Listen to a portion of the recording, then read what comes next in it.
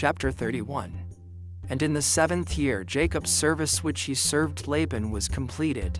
And Jacob said unto Laban, Give me my wife, for the days of my service are fulfilled.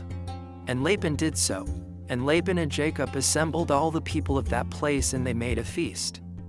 And in the evening Laban came to the house, and afterward Jacob came there with the people of the feast. And Laban extinguished all the lights that were in the house. And Jacob said unto Laban, Wherefore dost thou do this thing unto us? And Laban answered, Such is our custom to act in this land. And afterward Laban took his daughter Leah, and he brought her to Jacob, and he came to her, and Jacob did not know she was Leah. And Laban gave his daughter Leah his maid Zilpah for a handmaid. And all the people at the feast knew what Laban had done to Jacob, but they did not tell the thing to Jacob. And all the neighbors came that night to Jacob's house. And they ate and drank and rejoiced, and played before Leah upon timbrels, and with dances, and they responded before Jacob, Holeah, Holeah. And Jacob heard their words, but did not understand their meaning, but he thought such might be their custom in this land. And the neighbors spoke these words before Jacob during the night. And all the lights that were in the house Laban had that night extinguished. And in the morning when daylight appeared, Jacob turned to his wife, and he saw, and behold, it was Leah that had been lying in his bosom. And Jacob said, Behold, now I know what the neighbors said last night. Leah, they said, and I knew it not. And Jacob called unto Laban, and said unto him, What is this that thou didst unto me? Surely I served thee for Rachel, and why didst thou deceive me, and didst give me Leah? And Laban answered Jacob, saying, Not so is it done in our place to give the younger before the elder. Now therefore, if thou desirest to take her sister likewise, take her unto thee for the service which thou wilt serve me for another 7 years. And Jacob did so, and he also took Rachel for a wife. And he served Laban 7 years more. And Jacob also came to Rachel, and he loved Rachel more than Leah. And Laban gave her his maid Bilhah for a handmaid. And when the Lord saw that Leah was hated, the Lord opened her womb, and she conceived and bare Jacob 4 sons in those days. And these are their names: Reuben, Simeon, Levi, and Judah. And she afterward left bearing. And at that time Rachel was barren, and she had no offspring, and Rachel envied her sister Leah. And when Rachel saw that she bare no children to Jacob, she took her handmaid Bilhah, and she bare Jacob 2 sons, Dan and Naphtali. And when Leah saw that she had left bearing, she also took her handmaid Zilpah, and she gave her to Jacob for a wife. And Jacob also came to Zilpah, and she also bare Jacob 2 sons, Gad and Asher. And Leah again conceived and bare Jacob in those days 2 sons and 1 daughter. And these are their names: Issachar, Zebulun, and their sister Dinah. And Rachel was still barren in those days, and Rachel prayed unto the Lord at that time, and she said, O Lord God, remember me, and visit me, I beseech thee. For now my husband will cast me off, for I have borne him no children. Now, O Lord God, hear my supplication before thee, and see my affliction, and give me children like one of the handmaids, that I may no more bear my reproach. And God heard her and opened her womb. And Rachel conceived and bare a son, and she said, The Lord has taken away my reproach. And she called his name Joseph, saying, May the Lord add to me another son. And Jacob was 91 years old when she bare him. At that time Jacob's mother Rebekah sent her nurse Deborah the daughter of Uz, and 2 of Isaac's servants unto Jacob. And they came to Jacob to Haran. And they said to him, Rebekah has sent us to thee, that thou shalt return to thy father's house to the land of Canaan. And Jacob hearkened unto them in this which his mother had spoken. At that time the other 7 years, which Jacob served Laban for Rachel, were completed, and it was at the end of 14 years that he had dwelt in Haran, that Jacob said unto Laban, Give me my wives, and send me away, that I may go to my land. For behold, my mother did send unto me from the land of Canaan, that I should return to my father's house. And Laban said unto him, Not so, I pray thee. If I have found favor in thy sight, do not leave me. Appoint me thy wages, and I will give them, and remain with me. And Jacob said unto him, This is what thou shalt give me for wages, that I shall this day pass through all thy flock and take away from them every lamb that is speckled and spotted, and such as are brown amongst the sheep and amongst the goats. And if thou wilt do this thing for me, I will return and feed thy flock and keep them as at first. And Laban did so, and Laban removed from his flock all that Jacob had said and gave them to him. And Jacob placed all that he had removed from Laban's flock in the hands of his sons, and Jacob was feeding the remainder of Laban's flock. And when the servants of Isaac, which he had sent unto Jacob, saw that Jacob would not then return with them to the land of Canaan to his father, they then went away from him, and they returned home to the land of Canaan. And Deborah remained with Jacob in Haran, and she did not return with the servants of Isaac to the land of Canaan. And Deborah resided with Jacob's wives and children in Haran.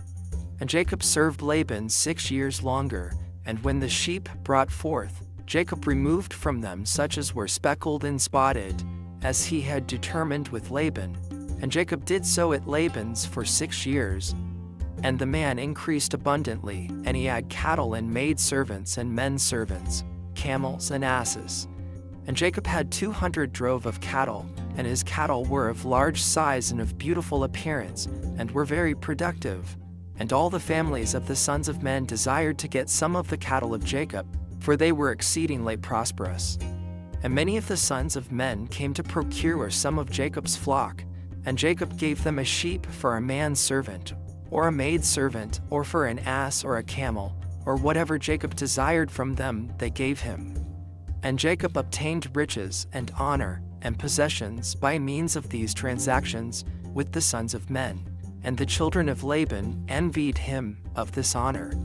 And in the course of time he heard the words of Laban's sons, saying, Jacob has taken away all that was our father's, and of that which was our father's has he acquired all this glory. And Jacob beheld the countenance of Laban and of his children, and behold, it was not toward him in those days as it had been before. And the Lord appeared to Jacob at the expiration of the 6 years, and said unto him, Arise, go forth out of this land, and return to the land of thy birthplace, and I will be with thee. And Jacob rose up at that time, and he mounted his children and his wife and all belonging to him upon camels. And he went forth to go to the land of Canaan to his father Isaac. And Laban did not know that Jacob had gone from him. For Laban had been that day sheep shearing, and Rachel stole her father's images. And she took them and she concealed them upon the camel upon which she sat, and she went on. And this is the manner of the images. In taking a man who is the firstborn, and slaying him, and taking the hair off his head, and then taking salt and salting the head, and anointing it in oil, then taking a small tablet of copper or a tablet of gold and writing the name upon it, and placing the tablet under his tongue, and taking the head with the tablet under the tongue, and putting it in the house, and lighting up lights before it, and bowing down to it. And at the time when they bow down to it, it speaketh to them in all matters that they ask of it, through the power of the name which is written in it. And some make them in the figures of men, of gold and silver, and go to them in times known to them, and the figures receive the influence of the stars, and tell them future things. And in this manner were the images which Rachel stole from her father, and Rachel stole those images which were her father's, in order that Laban might not know through them where Jacob had gone. And Laban came home, and he asked concerning Jacob and his household, and he was not to be found. And Laban sought his images to know where Jacob had gone, and could not find them. And he went to some other images, and he inquired of them, and they told him that Jacob had fled from him to his fathers to the land of Canaan. And Laban then rose up, and he took his brothers, and all his servants, and he went forth and pursued Jacob, and he overtook him in Mount Gilead. And Laban said unto Jacob, What is this thou hast done to me to flee and deceive me, and lead my daughters and their children as captives taken by the sword? And thou didst not suffer me to kiss them and send them away with joy, and thou didst steal my gods and didst go away. And Jacob answered Laban, saying, Because I was afraid lest thou wouldst take thy daughters by force from me. And now with whomsoever thou findest thy gods he shall die. And Laban searched for the images, and he examined in all Jacob's tents and furniture, but could not find them. And Laban said unto Jacob, We will make a covenant together, and it shall be a testimony between me and thee, if thou shalt afflict my daughters, or shalt take other wives besides my daughters, even God shall be a witness between me and thee in this matter. And they took stones and made a heap. And Laban said, This heap is a witness between me and thee. Therefore he called the name thereof Gilead. And Jacob and Laban offered sacrifice upon the mount, and they ate there by the heap. And they tarried in the mount all night. And Laban rose up early in the morning, and he wept with his daughters, and he kissed them, and he returned unto his place. And he hastened and sent off his son Beor, who was 17 years old, with Abichoroth the son of Uz, the son of Nahor, and with them were 10 men. And they hastened and went and passed on the road before Jacob, and they came by another road to the land of Seir. And they came unto Esau, and said unto him, Thus saith thy brother and relative, thy mother's brother Laban the son of Bethuel, saying, Hast thou heard what Jacob thy brother has done unto me, who first came to me naked and bare? And I went to meet him, and brought him to my house with honor, and I made him great, and I gave him my 2 daughters for wives, and also 2 of my maids. And God blessed him on my account, and he increased abundantly, and had sons, daughters, and maidservants. He also has an immense stock of flocks, and herds, camels and asses, also silver and gold in abundance. And when he saw that this wealth increased, he left me whilst I went to shear my sheep, and he rose up and fled in secrecy. And he lifted his wives and children upon camels. And he led away all his cattle and properties which he acquired in my land, and he lifted up his countenance to go to his father Isaac to the land of Canaan. And he did not suffer me to kiss my daughters and their children, and he led my daughters as captives taken by the sword, and he also stole my gods, and he fled. And now I have left him in the mountain of the brook of Jabbok, him and all belonging to him. He lacketh nothing. If it be thy wish to go to him, go then, and there wilt thou find him, and thou canst do unto him as thy soul desireth. And Laban's messengers came and told Esau all these things. And Esau heard all these words of Laban's messengers, and his anger was greatly kindled against Jacob, and he remembered his hatred, and his anger burned within him. And Esau hastened and took his children and servants and the souls of his household, being 60 men, and he went and assembled all the children of Seir the Horite, and their people, being 340 men, and took all this number of 400 men with drawn swords, and he went unto Jacob to smite him. And Esau divided this number into several parts, and he took the 60 men of his children and servants and the souls of his household as one head, and gave them in care of Eliphaz his eldest son. And the remaining heads he gave to the care of the 6 sons of Seir the Horite, and he placed every man over his generations and children. And the whole of this camp went as it was, and Esau went amongst them toward Jacob, and he conducted them with speed. And Laban's messengers departed from Esau and went to the land of Canaan, and they came to the house of Rebekah, the mother of Jacob and Esau. And they told her, saying, Behold, thy son Esau is gone against his brother Jacob with 400 men, for he heard that he was coming, and he has gone to make war with him, and to smite him, and to take all that he has. And Rebekah hastened, and sent 72 men from the servants of Isaac to meet Jacob on the road. For she said, Peradventure Esau may make war in the road, when he meets him.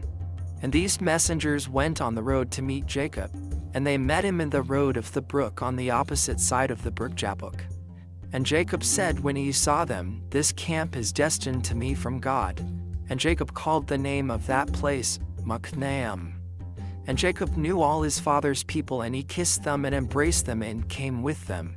And Jacob asked them concerning his father and mother, and they said, They were well. And these messengers said unto Jacob, Rebekah thy mother has sent us to thee, saying, I have heard, my son, that thy brother Esau is gone forth against thee on the road, with men from the children of Seir the Horite. And therefore, my son, hearken to my voice, and see with thy counsel what thou wilt do, and when he cometh up to thee, supplicate him, and do not speak rashly to him, and give him a present from what thou possessest, and from what God has favored thee with.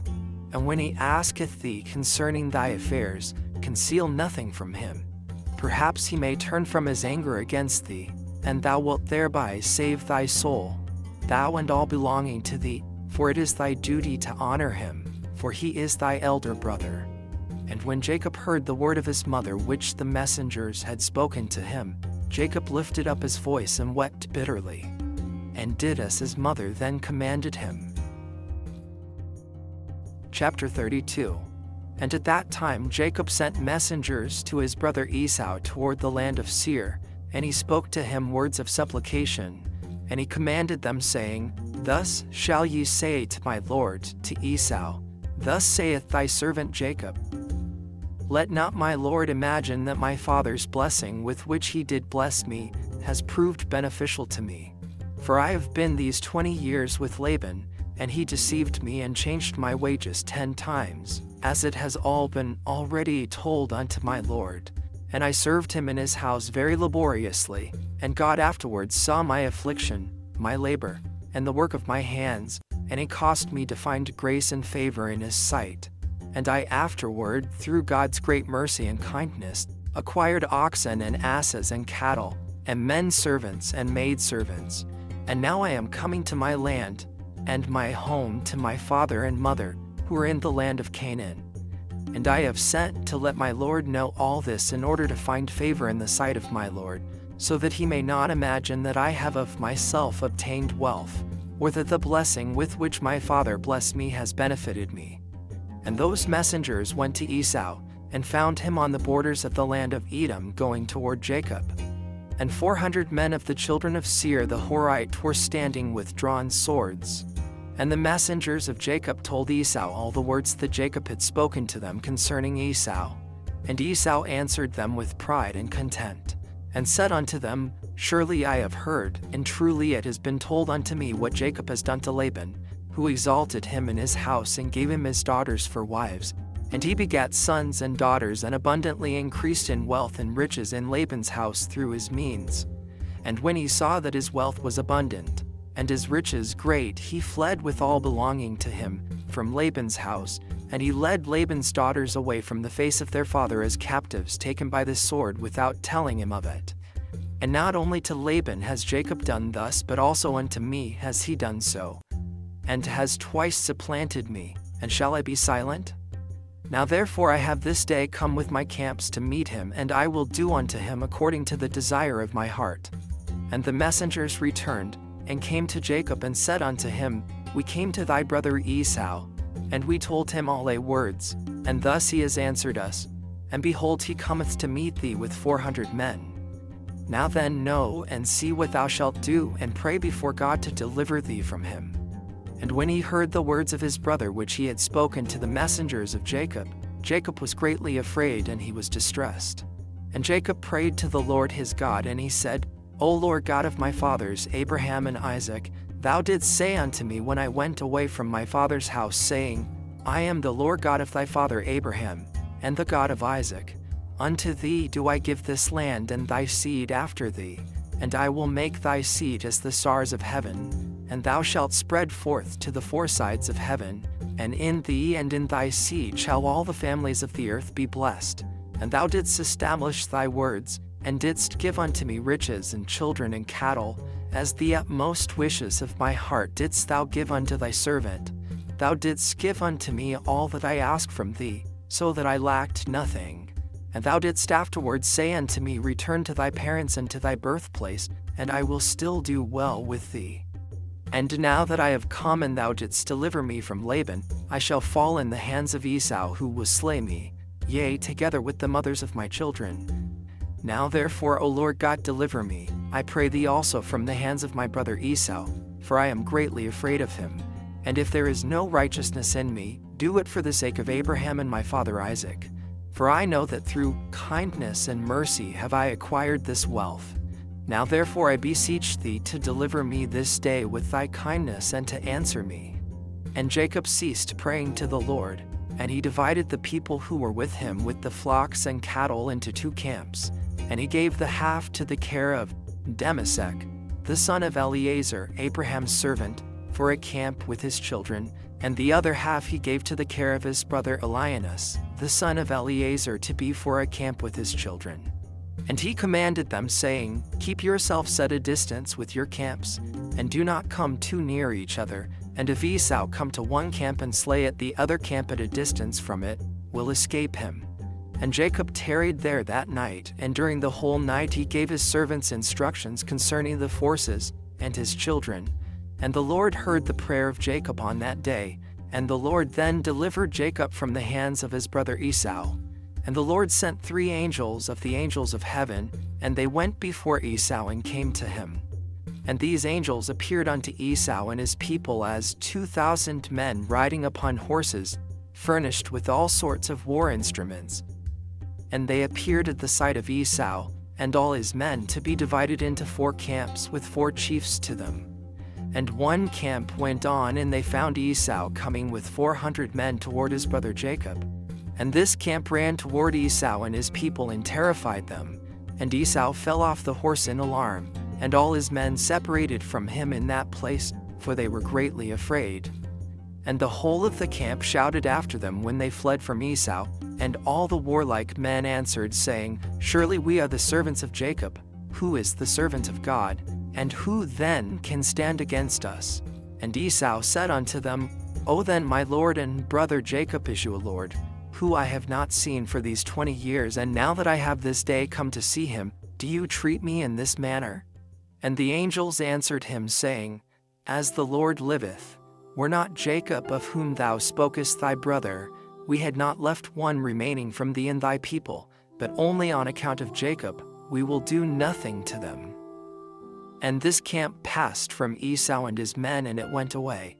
And Esau and his men had gone from them about a league, when the second camp came toward him with all sorts of weapons, and they also did unto Esau and his men as the first camp had done to them. And when they had left it to go on, behold, the third camp came toward him, and they were all terrified. And Esau fell off the horse, and the whole camp cried out and said, Surely we are the servants of Jacob, who is the servant of God, and who can stand against us?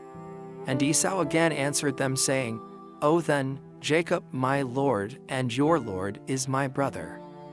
And for 20 years I've not seen his countenance, and hearing this day that he was coming, I went this day to meet him, and do you treat me in this manner? And they answered him and said unto him, As the Lord liveth, were not Jacob thy brother, as thou didst say, we had not left a remnant from thee and thy men, but on account of Jacob of whom thou spokest being thy brother, we will not meddle with thee or thy men. And the third camp also passed from them, and he still continued his road with his men toward Jacob. When the fourth camp came toward him, and they also did unto him and his men as the others had done. And when Esau beheld the evil which the 4 angels had done to him and to his men, he became greatly afraid of his brother Jacob, and he went to meet him in peace. And Esau concealed his hatred against Jacob, because he was afraid of his life on account of his brother Jacob, and because he imagined that the 4 camps that he had lighted upon were Jacob's servants. And Jacob tarried that night with his servants in their camps, and he resolved with his servants to give unto Esau a present from all that he had with him, and from all his property. And Jacob rose up in the morning, he and his men, and they chose from amongst the cattle a present for Esau. And this is the amount of the present which Jacob chose from his flock to give unto his brother Esau. And he selected 240 head from the flocks. And he selected from the camels and asses 30 each, and of the herds he chose 50 kine. And he put them all in 10 droves, and he placed each sort by itself, and he delivered them into the hands of 10 of his servants, each drove by itself. And he commanded them and said unto them, Keep yourselves at a distance from each other, and put a space between the droves. And when Esau and those who are with him shall meet you and ask you, saying, Whose are you, and whither do you go, and to whom belongeth all this before you, you shall say unto them, We are the servants of Jacob, and we have come to meet Esau in peace. And behold, Jacob cometh behind us. and that which is before us is a present sent from Jacob to his brother Esau. And if they shall say unto you, Why doth he delay behind you from coming to meet his brother and to see his face? Then you shall say unto them, Surely he cometh joyfully behind us to meet his brother, for he said, I will appease him with the present that goeth to him, and after this I will see his face, peradventure he will accept of me. So the whole present passed on in the hands of his servants and went before him on that day, and he lodged that night with his camps by the border of the brook of Jabbok. And he rose up in the midst of the night, and he took his wives and his maidservants, and all belonging to him, and he that night passed them over the ford Jabbok. And when he had passed all belonging to him over the brook, Jacob was left by himself, and a man met him, and he wrestled with him that night until the breaking of the day, and the hollow of Jacob's thigh was out of joint through wrestling with him. And at the break of day the man left Jacob there, and he blessed him and went away. And Jacob passed the brook at the break of day, and he halted upon his thigh. And the sun rose upon him when he had passed the brook, and he came to the place of his cattle and children. And they went on until midday, and whilst they were going, the present was passing on before them. And Jacob lifted up his eyes and looked, and behold, Esau was at a distance coming along with many men, about 400, and Jacob was greatly afraid of his brother. And Jacob hastened and divided his children unto his wives and his handmaids, and his daughter Dinah he put in a chest, and delivered her into the hands of his servants. And he passed before his children and wives to meet his brother, and he bowed down to the ground, yea, he bowed down 7 times until he approached his brother. And God caused Jacob to find grace and favor in the sight of Esau and his men, for God had heard the prayer of Jacob. And the fear of Jacob and his terror fell upon his brother Esau, for Esau was greatly afraid of Jacob for what the angels of God had done to Esau, and Esau's anger against Jacob was turned into kindness. And when Esau saw Jacob running toward him, he also ran toward him, and he embraced him, and he fell upon his neck, and they kissed and they wept. And God put fear and kindness toward Jacob in the hearts of the men that came with Esau, and they also kissed Jacob and embraced him.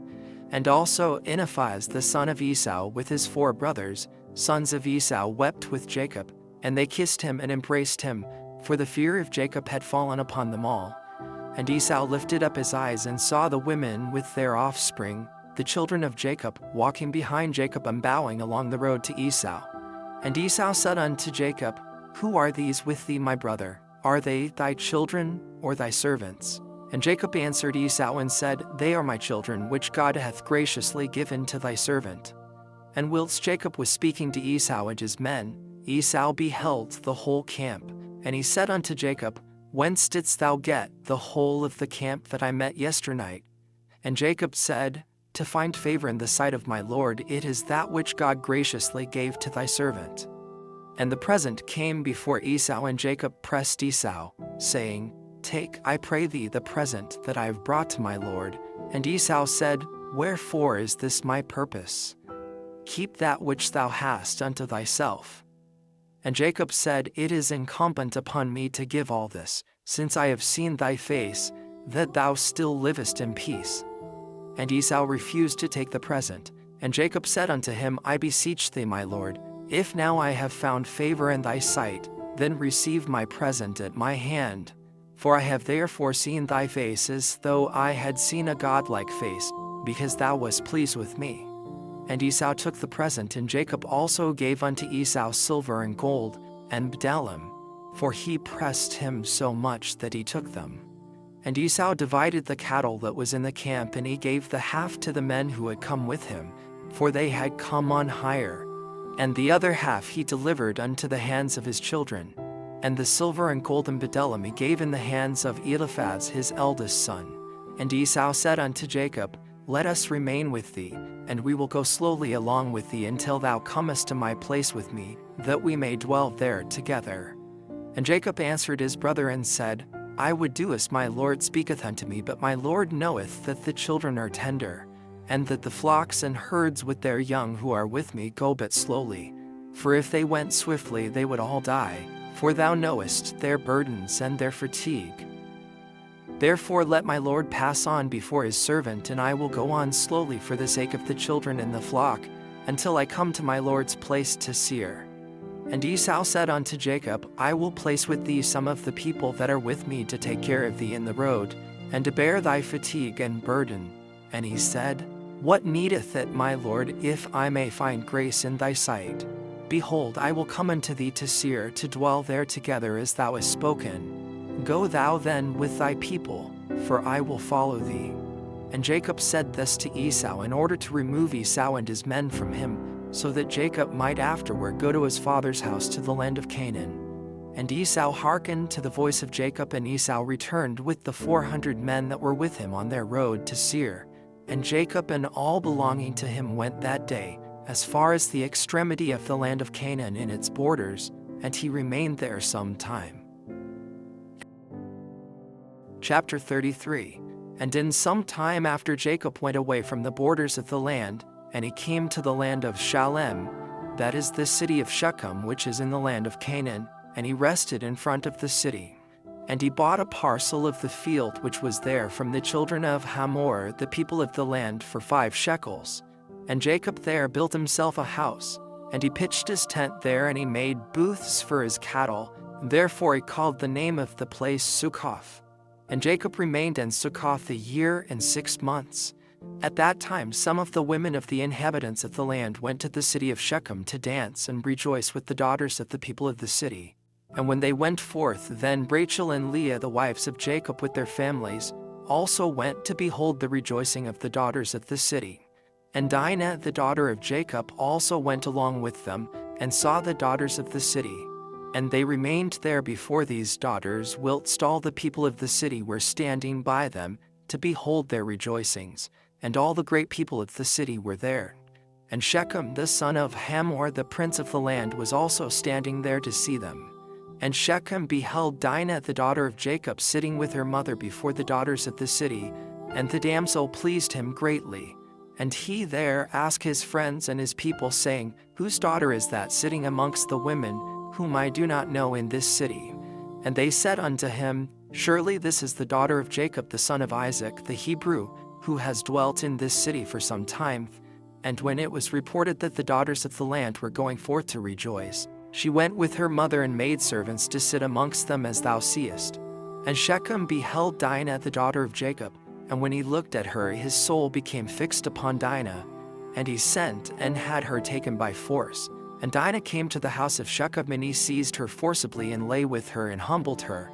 And he loved her exceedingly, and placed her in his house. And they came and told the thing unto Jacob. And when Jacob heard that Shechem had defiled his daughter Dinah, Jacob sent 12 of his servants to fetch Dinah from the house of Shechem. And they went and came to the house of Shechem, to take away Dinah from there. And when they came, Shechem went out to them with his men, and drove them from his house, and he would not suffer them to come before Dinah. But Shechem was sitting with Dinah, kissing and embracing her before their eyes. And the servants of Jacob came back and told him, saying, When we came, he and his men drove us away. And thus did Shechem do unto Dinah before our eyes. And Jacob knew moreover that Shechem had defiled his daughter, but he said nothing. And his sons were feeding his cattle in the field, and Jacob remained silent till their return. And before his sons came home, Jacob sent 2 maidens from his servants' daughters to take care of Dinah in the house of Shechem, to remain with her. And Shechem sent 3 of his friends to his father Hamor the son of Chiddekem, the son of Pered, saying, Get me this damsel for a wife. And Hamor the son of Chiddekem the Hivite came to the house of Shechem his son, and he sat before him. And Hamor said unto his son Shechem, Is there then no woman amongst the daughters of thy people that thou wilt take an Hebrew woman, who is not of thy people? And Shechem said to him, Her only must thou get for me, for she is delightful in my sight. And Hamor did according to the word of his son, for he was greatly beloved by him. And Hamor went forth to Jacob to commune with him concerning this matter. And when he had gone from the house of his son Shechem, before he came to Jacob to speak unto him, behold, the sons of Jacob had come from the field, as soon as they heard the thing that Shechem the son of Hamor had done. And the men were very much grieved concerning their sister, and they all came home fired with anger, before the time of gathering in their cattle. And they came and sat before their father. And they spoke unto him kindled with wrath, saying, Surely death is due to this man and to his household, because the Lord God of the whole earth commanded Noah and his children, that man shall never rob nor commit adultery. Now behold, Shechem has both ravaged and committed fornication with our sister, and not one of all the people of the city spoke a word to him. Surely thou knowest and understandest that the judgment of death is due to Shechem, and to his father, and to the whole city on account of the thing which he has done. And whilst they were speaking before their father in this matter, behold, Hamor the father of Shechem came to speak to Jacob the words of his son concerning Dinah. And he sat before Jacob and before his sons. And Hamor spoke unto him, saying, The soul of my son Shechem longeth for your daughter. I pray you give her unto him for a wife, and intermarry with us. Give us your daughters, and we will give you our daughters, and you shall dwell with us in our land, and we will be as one people in the land. For the land is very extensive, so dwell ye, and trade therein, and get possessions in it, and do therein as you desire, and no one shall prevent you by saying a word to you. And Hamor ceased speaking unto Jacob and his sons, and behold, Shechem his son had come after him, and he sat before them. And Shechem spoke before Jacob and his sons, saying, May I find favor in your sight that you will give me your daughter, and whatever you say unto me, that will I do for her. Ask me for abundance of dowry and gift, and I will give it. And whatever you shall say unto me, that will I do. And whoever he be that will rebel against your orders, he shall die. Only give me the damsel for a wife. And Simeon and Levi answered Hamor and Shechem his son deceitfully, saying, All you have spoken unto us we will do for you. And behold, our sister is in your house. But keep away from her until we send to our father Isaac concerning this matter, for we can do nothing without his consent. For he knoweth the ways of our father Abraham, and whatever he saith unto us we will tell you, we will conceal nothing from you. And Simeon and Levi spoke this unto Shechem and his father in order to find a pretext, and to seek counsel what has to be done to Shechem and to his city in this matter. And when Shechem and his father heard the words of Simeon and Levi, it seemed good in their sight, and Shechem and his father came forth to go home.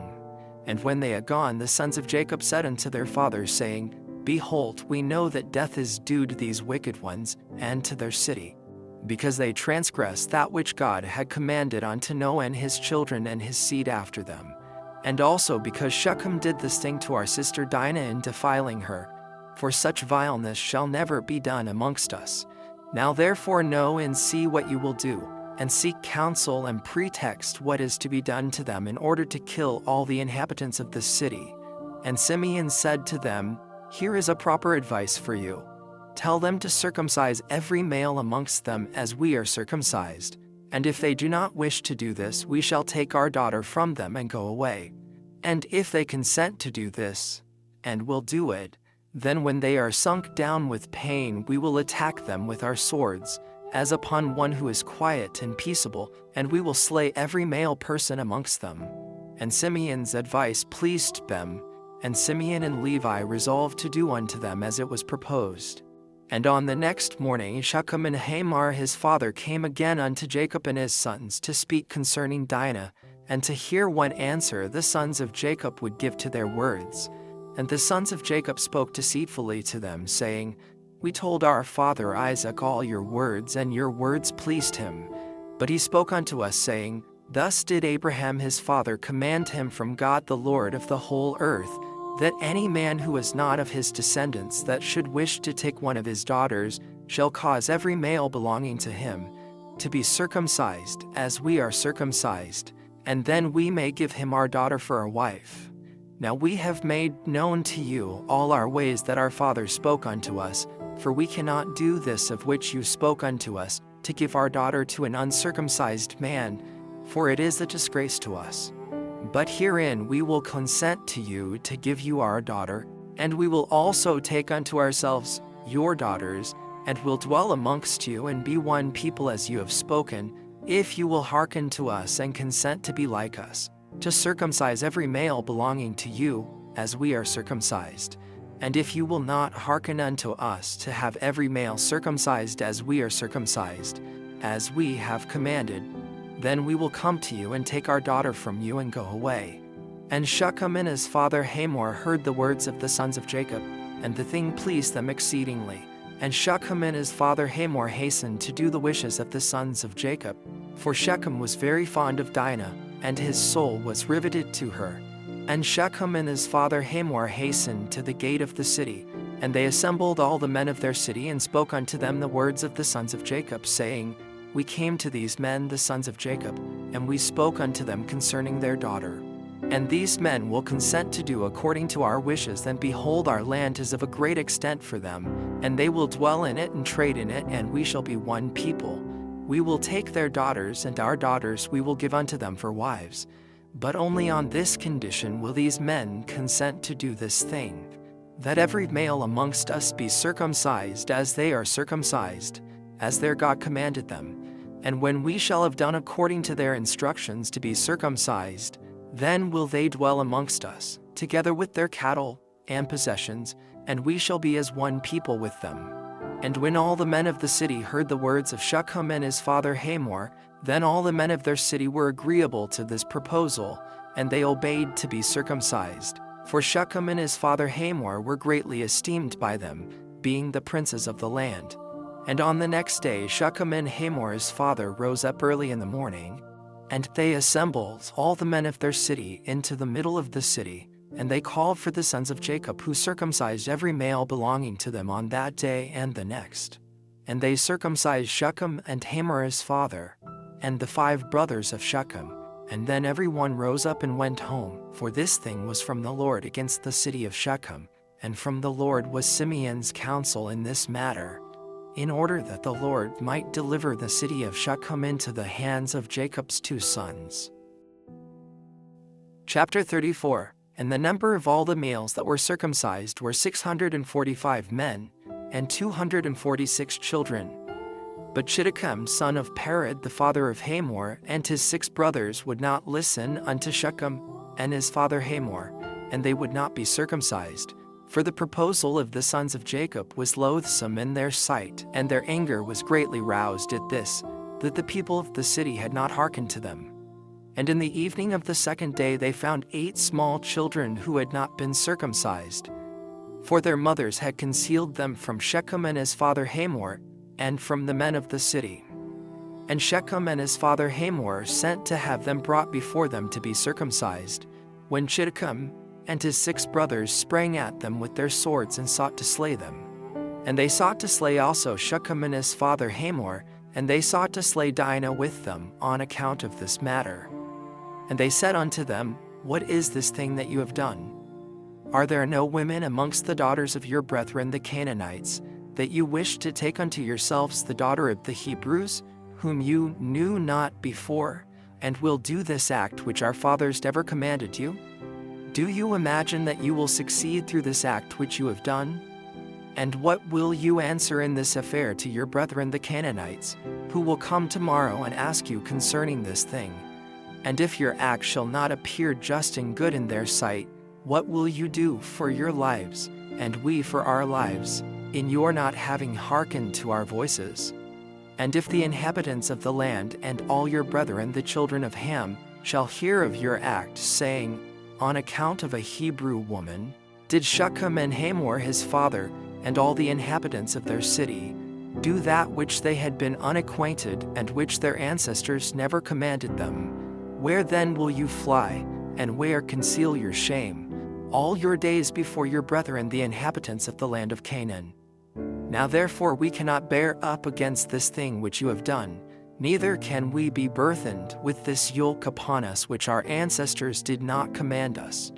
Behold, tomorrow we will go and assemble all our brethren the Canaanitish brethren who dwell in the land, and we will all come and smite you, and all those who trust in you, that there shall not be a remnant left from you or them. And when Hamor and his son Shechem and all the people of the city heard the words of Shittim and his brothers, they were terribly afraid of their lives at their words, and they repented of what they had done.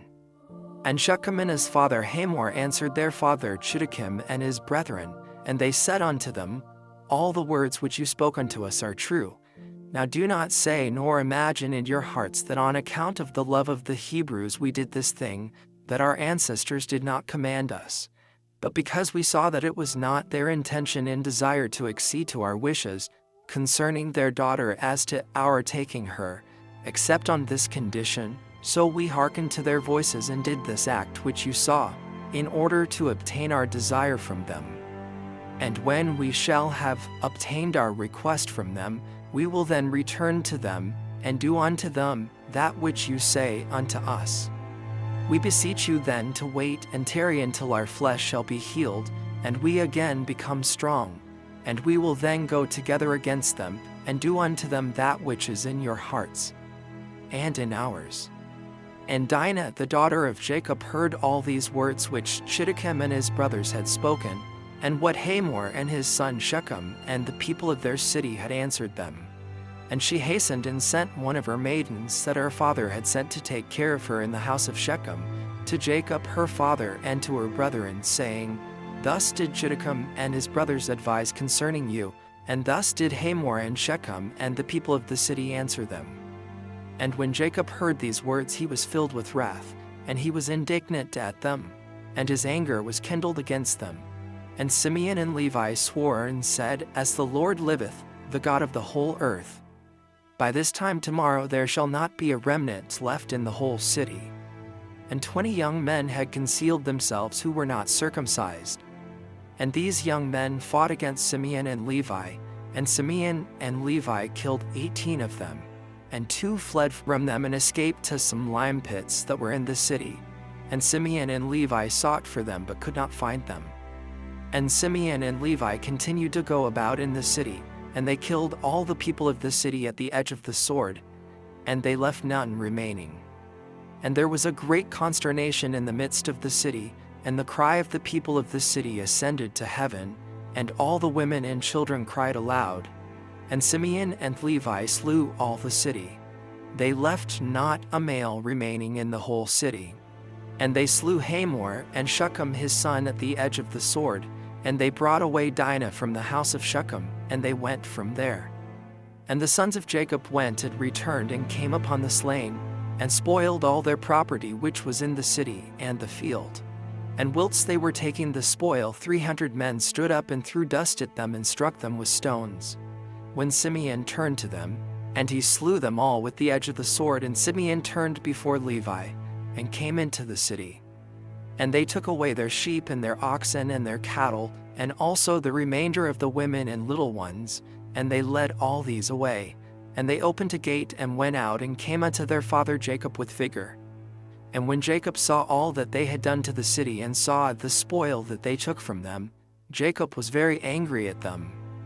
And Jacob said unto them, What is this that you have done to me? Behold, I obtained rest amongst the Canaanitish inhabitants of the land, and none of them meddled with me.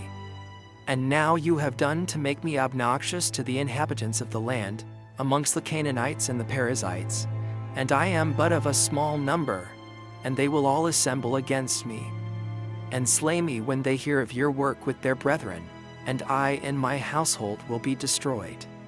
And Simeon and Levi and all their brothers with them answered their father Jacob and said unto him, Behold, we live in the land, and shall Shechem do this to our sister?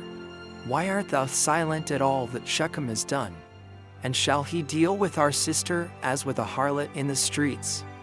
And the number of women whom Simeon and Levi took captives from the city of Shechem, whom they did not slay, was 85, who had not known man. And amongst them was a young damsel of beautiful appearance and well-favored, whose name was Bunah. And Simeon took her for a wife, and the number of the males which they took captives and did not slay was 47 men, and the rest they slew. And all the young men and women that Simeon and Levi had taken captives from the city of Shechem were servants to the sons of Jacob and to their children after them, until the day of the sons of Jacob going forth from the land of Egypt. And when Simeon and Levi had gone forth from the city, the 2 young men that were left, who had concealed themselves in the city and did not die amongst the people of the city, rose up. And these young men went into the city and walked about in it, and found the city desolate, without a man, and only women weeping. And these young men cried out and said, Behold, this is the evil which the sons of Jacob the Hebrew did to this city, in their having this day destroyed one of the Canaanitish cities, and were not afraid of their lives of all the land of Canaan. And these men left the city and went to the city of Tapnach, and they came there and told the inhabitants of Tapnach all that had befallen them, and all that the sons of Jacob had done to the city of Shechem. And the information reached Jashub, king of Tapnach, and he sent men to the city of Shechem to see those young men, for the king did not believe them in this account, saying, "How could 2 men lay waste such a large town as Shechem?" And the messengers of Jashub came back and told him, saying, "We came into the city, and it is destroyed. There is not a man there, only weeping women. Neither is any flock or cattle there, for all that was in the city the sons of Jacob took away." And Jashub wondered at this, saying, "How could 2 men do this thing to destroy so large a city, and not one man able to stand against them? For the like has not been from the days of Nimrod, and not even from the remotest time has the like taken place." And Jashub, king of Tapnach, said to his people, "Be courageous, and we will go and fight against these Hebrews, and do unto them as they did unto the city, and we will avenge the cause of the people of the city." And Jashub, king of Tapnach, consulted with his counselors about this matter, and his advisers said unto him, "Alone thou wilt not prevail over the Hebrews, for they must be powerful to do this work to the whole city. If 2 of them laid waste the whole city, and no one stood against them, surely if thou wilt go against them, they will all rise against us and destroy us likewise. But if thou wilt send to all the kings that surround us, and let them come together, then we will go with them and fight against the sons of Jacob. Then wilt thou prevail against them." And Jashub heard the words of his counselors, and their words pleased him and his people, and he did so. And Jashub, king of Tapnach, sent to all the kings of the Amorites that surrounded Shechem and Tapnach, saying, "Go up with me, and assist me, and we will smite Jacob the Hebrew and all his sons, and destroy them from the earth. For thus did he do to the city of Shechem, and do you not know of it?" And all the kings of the Amorites heard the evil that the sons of Jacob had done to the city of Shechem, and they were greatly astonished at them. And the 7 kings of the Amorites assembled with all their armies, about 10,000 men with drawn swords, and they came to fight against the sons of Jacob. And Jacob heard that the kings of the Amorites had assembled to fight against his sons, and Jacob was greatly afraid, and it distressed him. And Jacob exclaimed against Simeon and Levi, saying, "What is this act that you did? Why have you injured me to bring against me all the children of Canaan to destroy me and my household? For I was at rest, even I and my household, and you have done this thing to me, and provoked the inhabitants of the land against me by your proceedings." And Judah answered his father, saying, "Was it for naught my brothers Simeon and Levi killed all the inhabitants of Shechem? Surely it was because Shechem had humbled our sister, and transgressed the command of our God to Noah and his children. For Shechem took our sister away by force and committed adultery with her. And Shechem did all this evil, and not one of the inhabitants of his city interfered with him, to say, 'Why wilt thou do this?' Surely for this my brothers went and smote the city, and the Lord delivered it into their hands, because its inhabitants had transgressed the commands of our God. Is it then for naught that they have done all this? And now why art thou afraid or distressed? And why art thou displeased at my brothers? And why is thine anger kindled against them? Surely our God, who delivered into their hand the city of Shechem and its people, he will also deliver into our hands all the Canaanitish kings who are coming against us. And we will do unto them as my brothers did unto Shechem. Now be tranquil about them, and cast away thy fears.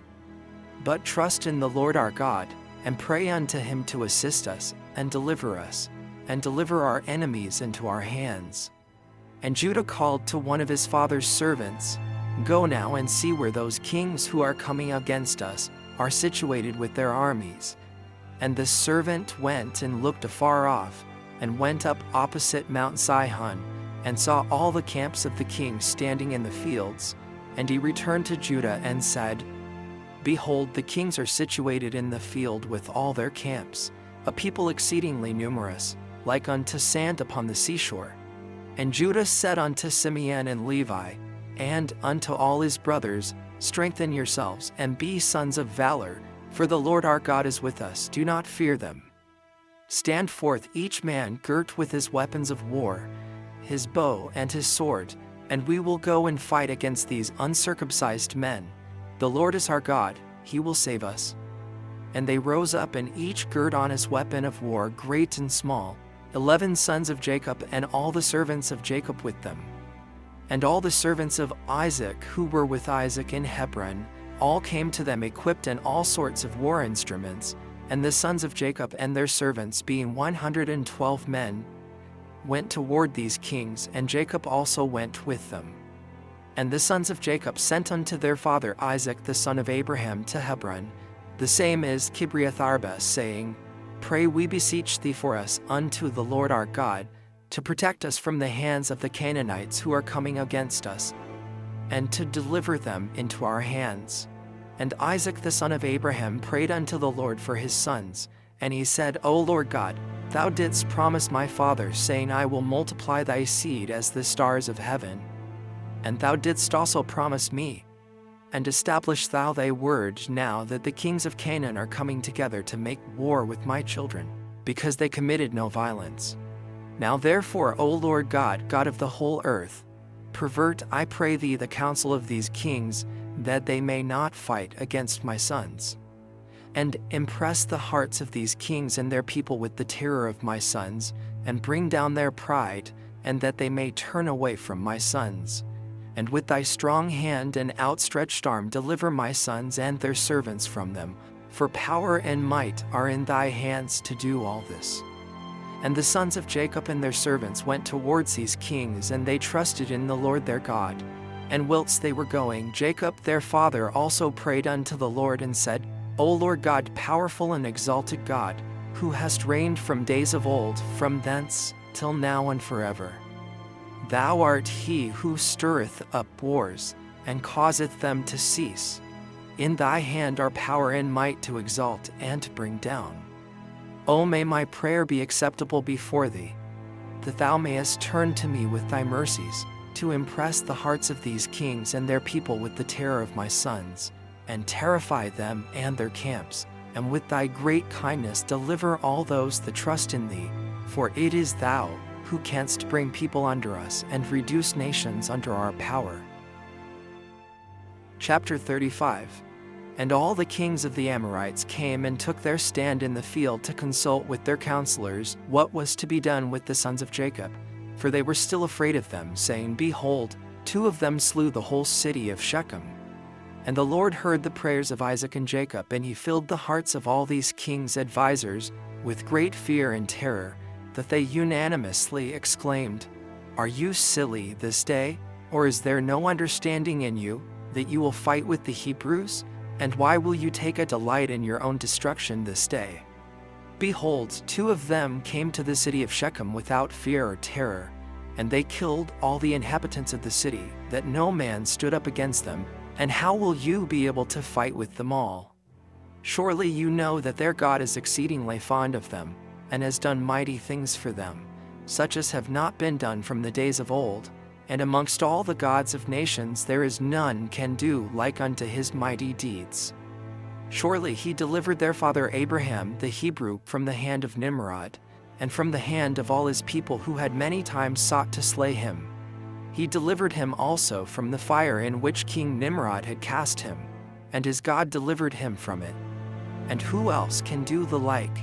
Surely it was Abraham who slew the 5 kings of Elam when they had touched his brother's son, who in those days dwelt in Sodom, and took his servant that was faithful in his house and a few of his men, and they pursued the kings of Elam in one night, and killed them, and restored to his brother's son all his property which they had taken from him.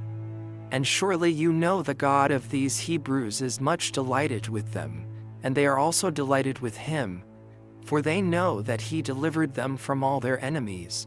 And behold, through his love toward God, Abraham took his only and precious son, and intended to bring him up as a burnt offering to his God.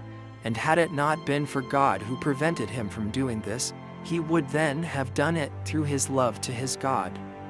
And God saw all his works, and swore unto him, and promised him that he would deliver his sons and all his seed from every trouble that would befall them, because he had done this thing, and through his love to his God stifled his compassion for his child. And have you not heard what their God did to Pharaoh king of Egypt, and to Abimelech king of Gerar, through taking Abraham's wife, who said of her, She is my sister, lest they might slay him on account of her, and think of taking her for a wife? And God did unto them and their people all that you heard of. And behold, we ourselves saw with our eyes that Esau the brother of Jacob came to him with 400 men, with the intention of slaying him, for he called to mind that he had taken away from him his father's blessing. And he went to meet him, when he came from Syria, to smite the mother with the children. And who delivered him from his hands, but his God in whom he trusted? He delivered him from the hand of his brother, and also from the hands of his enemies, and surely he again will protect them. Who does not know that it was their God who inspired them with strength to do to the town of Shechem the evil which you heard of? Could it then be with their own strength that 2 men could destroy such a large city as Shechem, had it not been for their God in whom they trusted? He said and did unto them all this to slay the inhabitants of the city in their city. And can you then prevail over them who have come forth together from your city to fight with the whole of them, even if 1,000 times as many more should come to your assistance? Surely you know and understand that you do not come to fight with them, but you come to war with their God, who made choice of them, and you have therefore all come this day to be destroyed. Now therefore, refrain from this evil which you are endeavoring to bring upon yourselves, and it will be better for you not to go to battle with them, although they are but few in numbers, because their God is with them. And when the kings of the Amorites heard all the words of their advisers, their hearts were filled with terror, and they were afraid of the sons of Jacob and would not fight against them. And they inclined their ears to the words of their advisers, and they listened to all their words, and the words of the counselors greatly pleased the kings, and they did so. And the kings turned and refrained from the sons of Jacob, for they durst not approach them to make war with them, for they were greatly afraid of them, and their hearts melted within them from fear of them. For this proceeded from the Lord to them, for he heard the prayers of his servants Isaac and Jacob, for they trusted in him.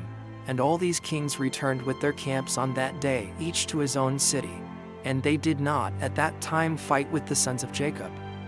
And the sons of Jacob kept their station that day till evening opposite Mount Sihon, and seeing that these kings did not come to fight against them, the sons of Jacob returned home. Chapter 36. At that time the Lord appeared unto Jacob, saying, Arise, go to Bethel and remain there, and make there an altar to the Lord who appeareth unto thee, who delivered thee and all thy sons from affliction.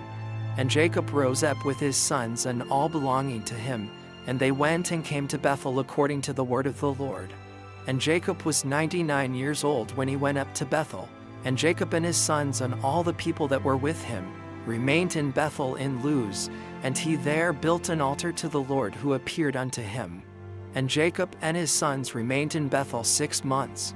At that time died Deborah the daughter of Uz, the nurse of Rebekah, who had been with Jacob. And Jacob buried her beneath Bethel under an oak that was there. And Rebekah the daughter of Bethuel, the mother of Jacob, also died at that time in Hebron, the same as Kiriath Arba, and she was buried in the cave of Machpelah, which Abraham had bought from the children of Heth. And the life of Rebekah was 133 years, and she died. And when Jacob heard that his mother Rebekah was dead, he wept bitterly for his mother, and made a great mourning for her, and for Deborah her nurse beneath the oak. And he called the name of that place Alambachuth. And Laban the Syrian died in those days, for God smote him because he transgressed the covenant that existed between him and Jacob. And Jacob was 100 years old when the Lord appeared unto him and blessed him, and called his name Israel. And Rachel the wife of Jacob conceived in those days. And at that time Jacob and all belonging to him journeyed from Bethel to go to his father's house to Hebron. And whilst they were going on the road, And there was yet but a little way to come to Ephrath. Rachel bare a son, and she had hard labor, and she died. And Jacob buried her in the way to Ephrath, which is Bethlehem, and he set a pillar upon her grave, which is there unto this day. And the days of Rachel were 45 years, and she died. And Jacob called the name of his son that was born to him, which Rachel bare unto him, Benjamin, for he was born to him in the land on the right hand. And it was after the death of Rachel that Jacob pitched his tent in the tent of her handmaid Bilhah. And Reuben was jealous for his mother Leah on account of this, and he was filled with anger, and he rose up in his anger and went and entered the tent of Bilhah, and thence removed his father's bed. At that time the portion of the birthright, together with the kingly and priestly offices, was removed from the sons of Reuben, for he had profaned his father's bed, and the birthright was given unto Joseph, the kingly office to Judah, and the priesthood unto Levi, because Reuben had defiled his father's bed. And these are the generations of Jacob who were born to him in Paddan Aram. And the sons of Jacob were 12. The sons of Leah were Reuben, the firstborn, and Simeon, Levi, Judah, Issachar, Zebulun, and their sister Dinah. And the sons of Rachel were Joseph and Benjamin. The sons of Zilpah, Leah's handmaid, were Gad and Asher. And the sons of Bilhah, Rachel's handmaid, were Dan and Naphtali. These are the sons of Jacob which were born to him in Paddan Aram. And Jacob and his sons and all belonging to him journeyed and came to Mamre, which is Kiriath Arba, that is in Hebron, where Abraham and Isaac sojourned. And Jacob with his sons and all belonging to him dwelt with his father in Hebron. And his brother Esau and his sons and all belonging to him went to the land of Seir and dwelt there and had possessions in the land of Seir. And the children of Esau were fruitful and multiplied exceedingly in the land of Seir. And these are the generations of Esau that were born to him in the land of Canaan. And the sons of Esau were 5. And Adah bare to Esau his firstborn Eliphaz, and she also bare to him Ruel. And Hadubama bare to him Juesh, Jalam, and Korah. These are the children of Esau who were born to him in the land of Canaan. And the sons of Eliphaz, the sons of Esau were Timon, Omar, Zepho, Gatam, Kenaz, and Amalex. And the sons of Ruel were Nakath, Zerach, Shammah, and Mizah. And the sons of Jaosh were Timnah, Alva, Jetheth. And the sons of Yelam were Allah, Phinor, and Kenaz. And the sons of Korah were Teman, Mibzar, Magdiel, and Iram. These are the families of the sons of Esau according to their dukedoms in the land of Seir. And these are the names of the sons of Seir the Horite, inhabitants of the land of Seir: Lotan, Shobal, Zibeon, Anna, Dishon, Ezer, and Dishon, being 7 sons. And the children of Lotan were Hori, Hebon, and their sister Timnah, that is Timnah who came to Jacob and his sons, and they would not give ear to her. And she went and became a concubine to Eliphaz the son of Esau, and she bore to him Amalek. And the sons of Shobal were Alvan, Manahath, Ebal, Shephel, and Onam. And the sons of Zibeon were Ajah and Anna. This was that Anna who found the Yemen in the wilderness, when he fed the asses of Zibeon his father. And whilst he was feeding his father's asses, he led them to the wilderness at different times to feed them. And there was a day that he brought them to one of the deserts on the seashore, opposite the wilderness of the people. And whilst he was feeding them, behold, a very heavy storm came from the other side of the sea and rested upon the asses that were feeding there. And they all stood still. And afterward, about 120 great and terrible animals came out from the wilderness at the other side of the sea. And they all came to the place where the asses were, and they placed themselves there. And those animals from their middle downward were in the shape of the children of men, and from their middle upward, some had the likeness of bears, and some the likeness of kephas, with tails behind them from between their shoulders reaching down to the earth, like the tails of the duchupaf. And these animals came and mounted and rode upon these asses, and led them away, and they went away unto this day. And one of these animals approached Anna and smote him with his tail, and then fled from that place. And when he saw this work, he was exceedingly afraid of his life, and he fled and escaped to the city. And he related to his sons and brothers all that had happened to him. And many men went to seek the asses but could not find them. And Anna and his brothers went no more to that place from that day following, for they were greatly afraid of their lives. And the children of Anna the son of Seir were Dishon and his sister Ahlibama. And the children of Dishon were Hemdan, Ishban, Ithran, and Shiran. And the children of Ezer were Bilhan, Zavan, and Achan. And the children of Dishon were Uz and Aran. These are the families of the children of Seir the Horite, according to their dukedoms in the land of Seir. And Esau and his children dwelt in the land of Seir the Horite, the inhabitant of the land. And they had possessions in it, and were fruitful and multiplied exceedingly. And Jacob and his children and all belonging to them dwelt with their father Isaac in the land of Canaan, as the Lord had commanded Abraham their father. Chapter 37. And in the 105th year of the life of Jacob, that is the 9th year of Jacob's dwelling with his children in the land of Canaan, he came from Paddan Aram. And in those days Jacob journeyed with his children from Hebron, and they went and returned to the city of Shechem, they and all belonging to them, and they dwelt there. For the children of Jacob obtained good and fat pasture land for their cattle in the city of Shechem, the city of Shechem having then been rebuilt, and there were in it about 300 men and women. And Jacob and his children and all belonging to him dwelt in the part of the field which Jacob had bought from Hamor, the father of Shechem, when he came from Paddan Aram before Simeon and Levi had smitten the city. And all those kings of the Canaanites and Amorites that surrounded the city of Shechem heard that the sons of Jacob had again come to Shechem and dwelt there. And they said, Shall the sons of Jacob the Hebrew again come to the city and dwell therein, after that they have smitten its inhabitants and driven them out?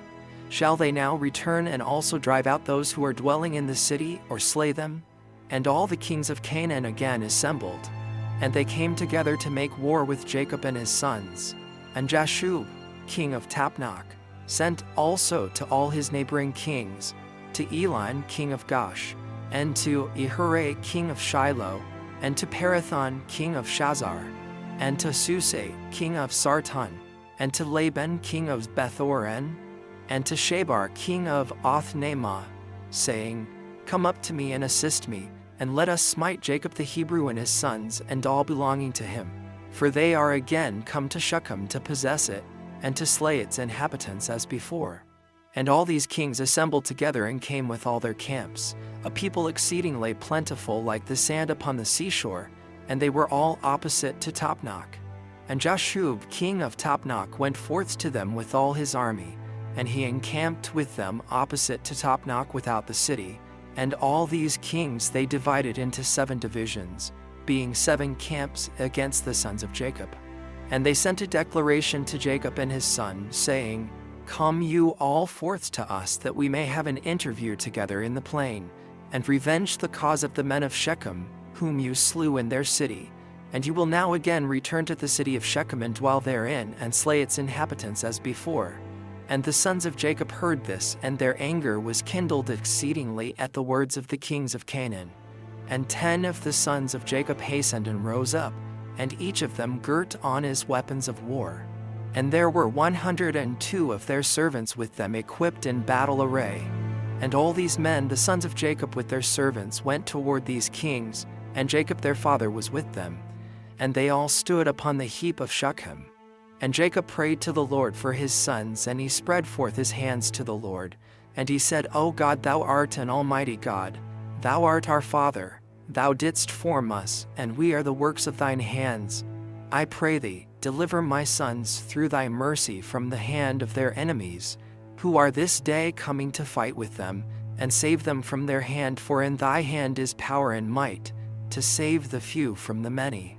And give unto my sons thy servants strength of heart, and might to fight with their enemies, to subdue them and make their enemies fall before them. And let not my sons and their servants die through the hands of the children of Canaan. But if it seemeth good in thine eyes to take away the lives of my sons and their servants, take them in thy great mercy through the hand of thy ministers, that they may not perish this day by the hands of the kings of the Amorites. And when Jacob ceased praying to the Lord, the earth shook from its place, and the sun darkened, and all these kings were terrified, and a great consternation seized them.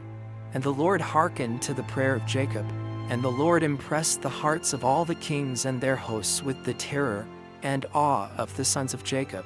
For the Lord caused them to hear the voice of chariots, and the voice of mighty horses from the sons of Jacob, and the voice of a great army accompanying them. And these kings were seized with great terror at the sons of Jacob. And whilst they were standing in their quarters, behold, the sons of Jacob advanced upon them, with 112 men, with a great and tremendous shouting. And when the kings saw the sons of Jacob advancing toward them, they were still more panic-struck, and they were inclined to retreat from before the sons of Jacob as at first, and not to fight with them. But they did not retreat, saying, "It would be a disgrace to us thus twice to retreat from before the Hebrews." And the sons of Jacob came near and advanced against all these kings and their armies. And they saw, and behold, it was a very mighty people, numerous as the sand of the sea. And the sons of Jacob called unto the Lord and said, "Help us, O Lord, help us, and answer us, for we trust in thee. And let us not die by the hands of these uncircumcised men, who this day have come against us." And the sons of Jacob girt on their weapons of war, and they took in their hands each man his shield and his javelin, and they approached to battle. And Judah the son of Jacob ran first before his brethren, and 10 of his servants with him, and he went toward these kings. And Jashub, king of Tapnach, also came forth first with his army before Judah. And Judah saw Jashub and his army coming toward him, and Judah's wrath was kindled, and his anger burned within him. And he approached to battle, in which Judah ventured his life. And Jashub and all his army were advancing toward Judah, and he was riding upon a very strong and powerful horse. And Jashub was a very valiant man, and covered with iron and brass from head to foot. And whilst he was upon the horse, he shot arrows with both hands, from before and behind, as was his manner in all battles, and he never missed the place to which he aimed his arrows. And when Jashub came to fight with Judah, and was darting many arrows against Judah, the Lord bound the hands of Jashub, and all the arrows that he shot rebounded upon his own men. And notwithstanding this, Jashub kept advancing toward Judah, to challenge him with the arrows, but the distance between them was about 30 cubits. And when Judah saw Jashub darting forth his arrows against him, he ran to him with his wrath-excited might. And Judah took up a large stone from the ground, and its weight was 60 shekels. And Judah ran toward Jashub, and with the stone struck him on his shield, that Jashub was stunned with the blow, and fell off from his horse to the ground. And the shield burst asunder out of the hand of Jashub, and through the force of the blow sprang to the distance of about 15 cubits, and the shield fell before the second camp. And the kings that came with Jashub saw at a distance the strength of Judah, the sons of Jacob, and what he had done to Jashub, and they were terribly afraid of Judah.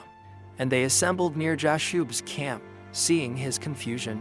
And Judah drew his sword and smote 42 men of the camp of Jashub. And the whole of Jashub's camp fled before Judah, and no man stood against him. And they left Jashub and fled from him. And Jashub was still prostrate upon the ground. And Jashub, seeing that all the men of his camp had fled from him, hastened and rose up with terror against Judah, and stood upon his legs opposite Judah. And Jashub had a single combat with Judah, placing shield toward shield, and Jashub's men all fled, for they were greatly afraid of Judah. And Jashub took his spear in his hand to strike Judah upon his head, but Judah had quickly placed his shield to his head against Jashub's spear, so that the shield of Judah received the blow from Jashub's spear, and the shield was split in two. And when Judah saw that his shield was split, he hastily drew his sword and smote Jashub at his ankles, and cut off his feet, that Jashub fell upon the ground, and the spear fell from his hand. And Judah hastily picked up Jashub's spear, with which he severed his head, and cast it next to his feet. And when the sons of Jacob saw what Judah had done to Jashub, they all ran into the ranks of the other kings. And the sons of Jacob fought with the army of Jashub, and the armies of all the kings that were there. And the sons of Jacob caused 15,000 of their men to fall. And they smote at them as if smiting with the gourds, and the rest fled for their lives. And Judah was still standing by the body of Jashub, and stripped Jashub of his coat of mail. And Judah also took off the iron and brass that was about Jashub. And behold, 9 men of the captains of Jashub came alone to fight against Judah. And Judah hastened and took up a stone from the ground, and with it smote one of them upon the head, and his skull was fractured, and the body also fell from the horse to the ground. And the 8 captains that remained, seeing the strength of Judah, were greatly afraid, and they fled. And Judah with his 10 men pursued them, and they overtook them and slew them. And the sons of Jacob were still smiting the armies of the kings, and they slew many of them. But those kings daringly kept their stand with their captains, and did not retreat from their places. And they exclaimed against those of their armies that fled from before the sons of Jacob. But none would listen to them, for they were afraid of their lives lest they should die. And all the sons of Jacob, after having smitten the armies of the kings, returned and came before Judah. And Judah was still slaying the 8 captains of Jashub, and stripping off their garments. And Levi saw Elon, king of Gash, advancing toward him with his 14 captains to smite him. But Levi did not know it for certain. And Elon with his captains approached nearer, and Levi looked back and saw that battle was given him in the rear. And Levi ran with 12 of his servants, and they went and slew Elon and his captains with the edge of the sword. Chapter 38. And Ahiri, king of Shiloh, came up to assist Elon, and he approached Jacob. When Jacob drew his bow that was in his hand, and with an arrow struck Ahiri, which caused his death. And when Ahiri, king of Shiloh, was dead, the 4 remaining kings fled from their station with the rest of the captains, and they endeavored to retreat, saying, "We have no more strength with the Hebrews after their having killed the 3 kings and their captains who were more powerful than we are." And when the sons of Jacob saw that the remaining kings had removed from their station, they pursued them. And Jacob also came from the heap of Shechem, from the place where he was standing, and they went after the kings, and they approached them with their servants.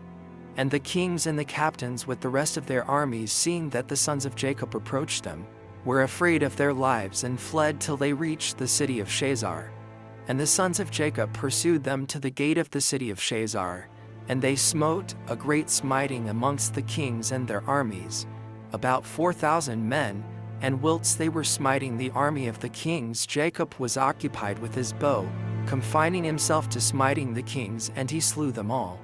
And he slew Parathon, king of Shazar, at the gate of the city of Shazar, and he afterwards smote Suzi, king of Sarton, and Laban, king of Beth-Coron, and Shabar, king of Machnamah. And he slew them all with arrows, an arrow to each of them, and they died.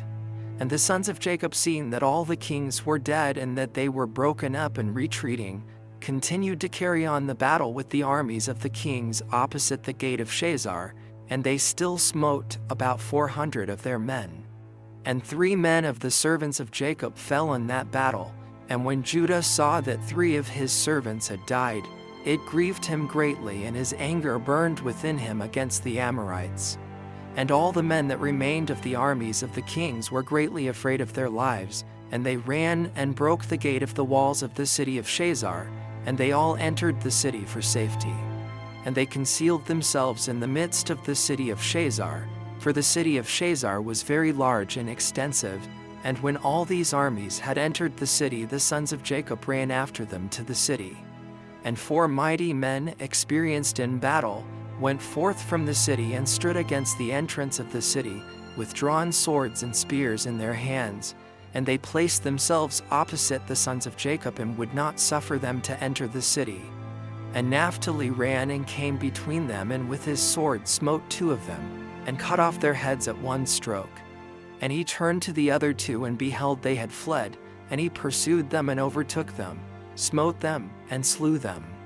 And the sons of Jacob came to the city, and saw, and behold, there was another wall to the city. And they sought for the gate of the wall, and could not find it. And Judah sprang upon the top of the wall, and Simeon and Levi followed him. And they all 3 descended from the wall into the city. And Simeon and Levi slew all the men who ran for safety into the city. and also the inhabitants of the city with their wives and little ones, they slew with the edge of the sword, and the cries of the city ascended up to heaven.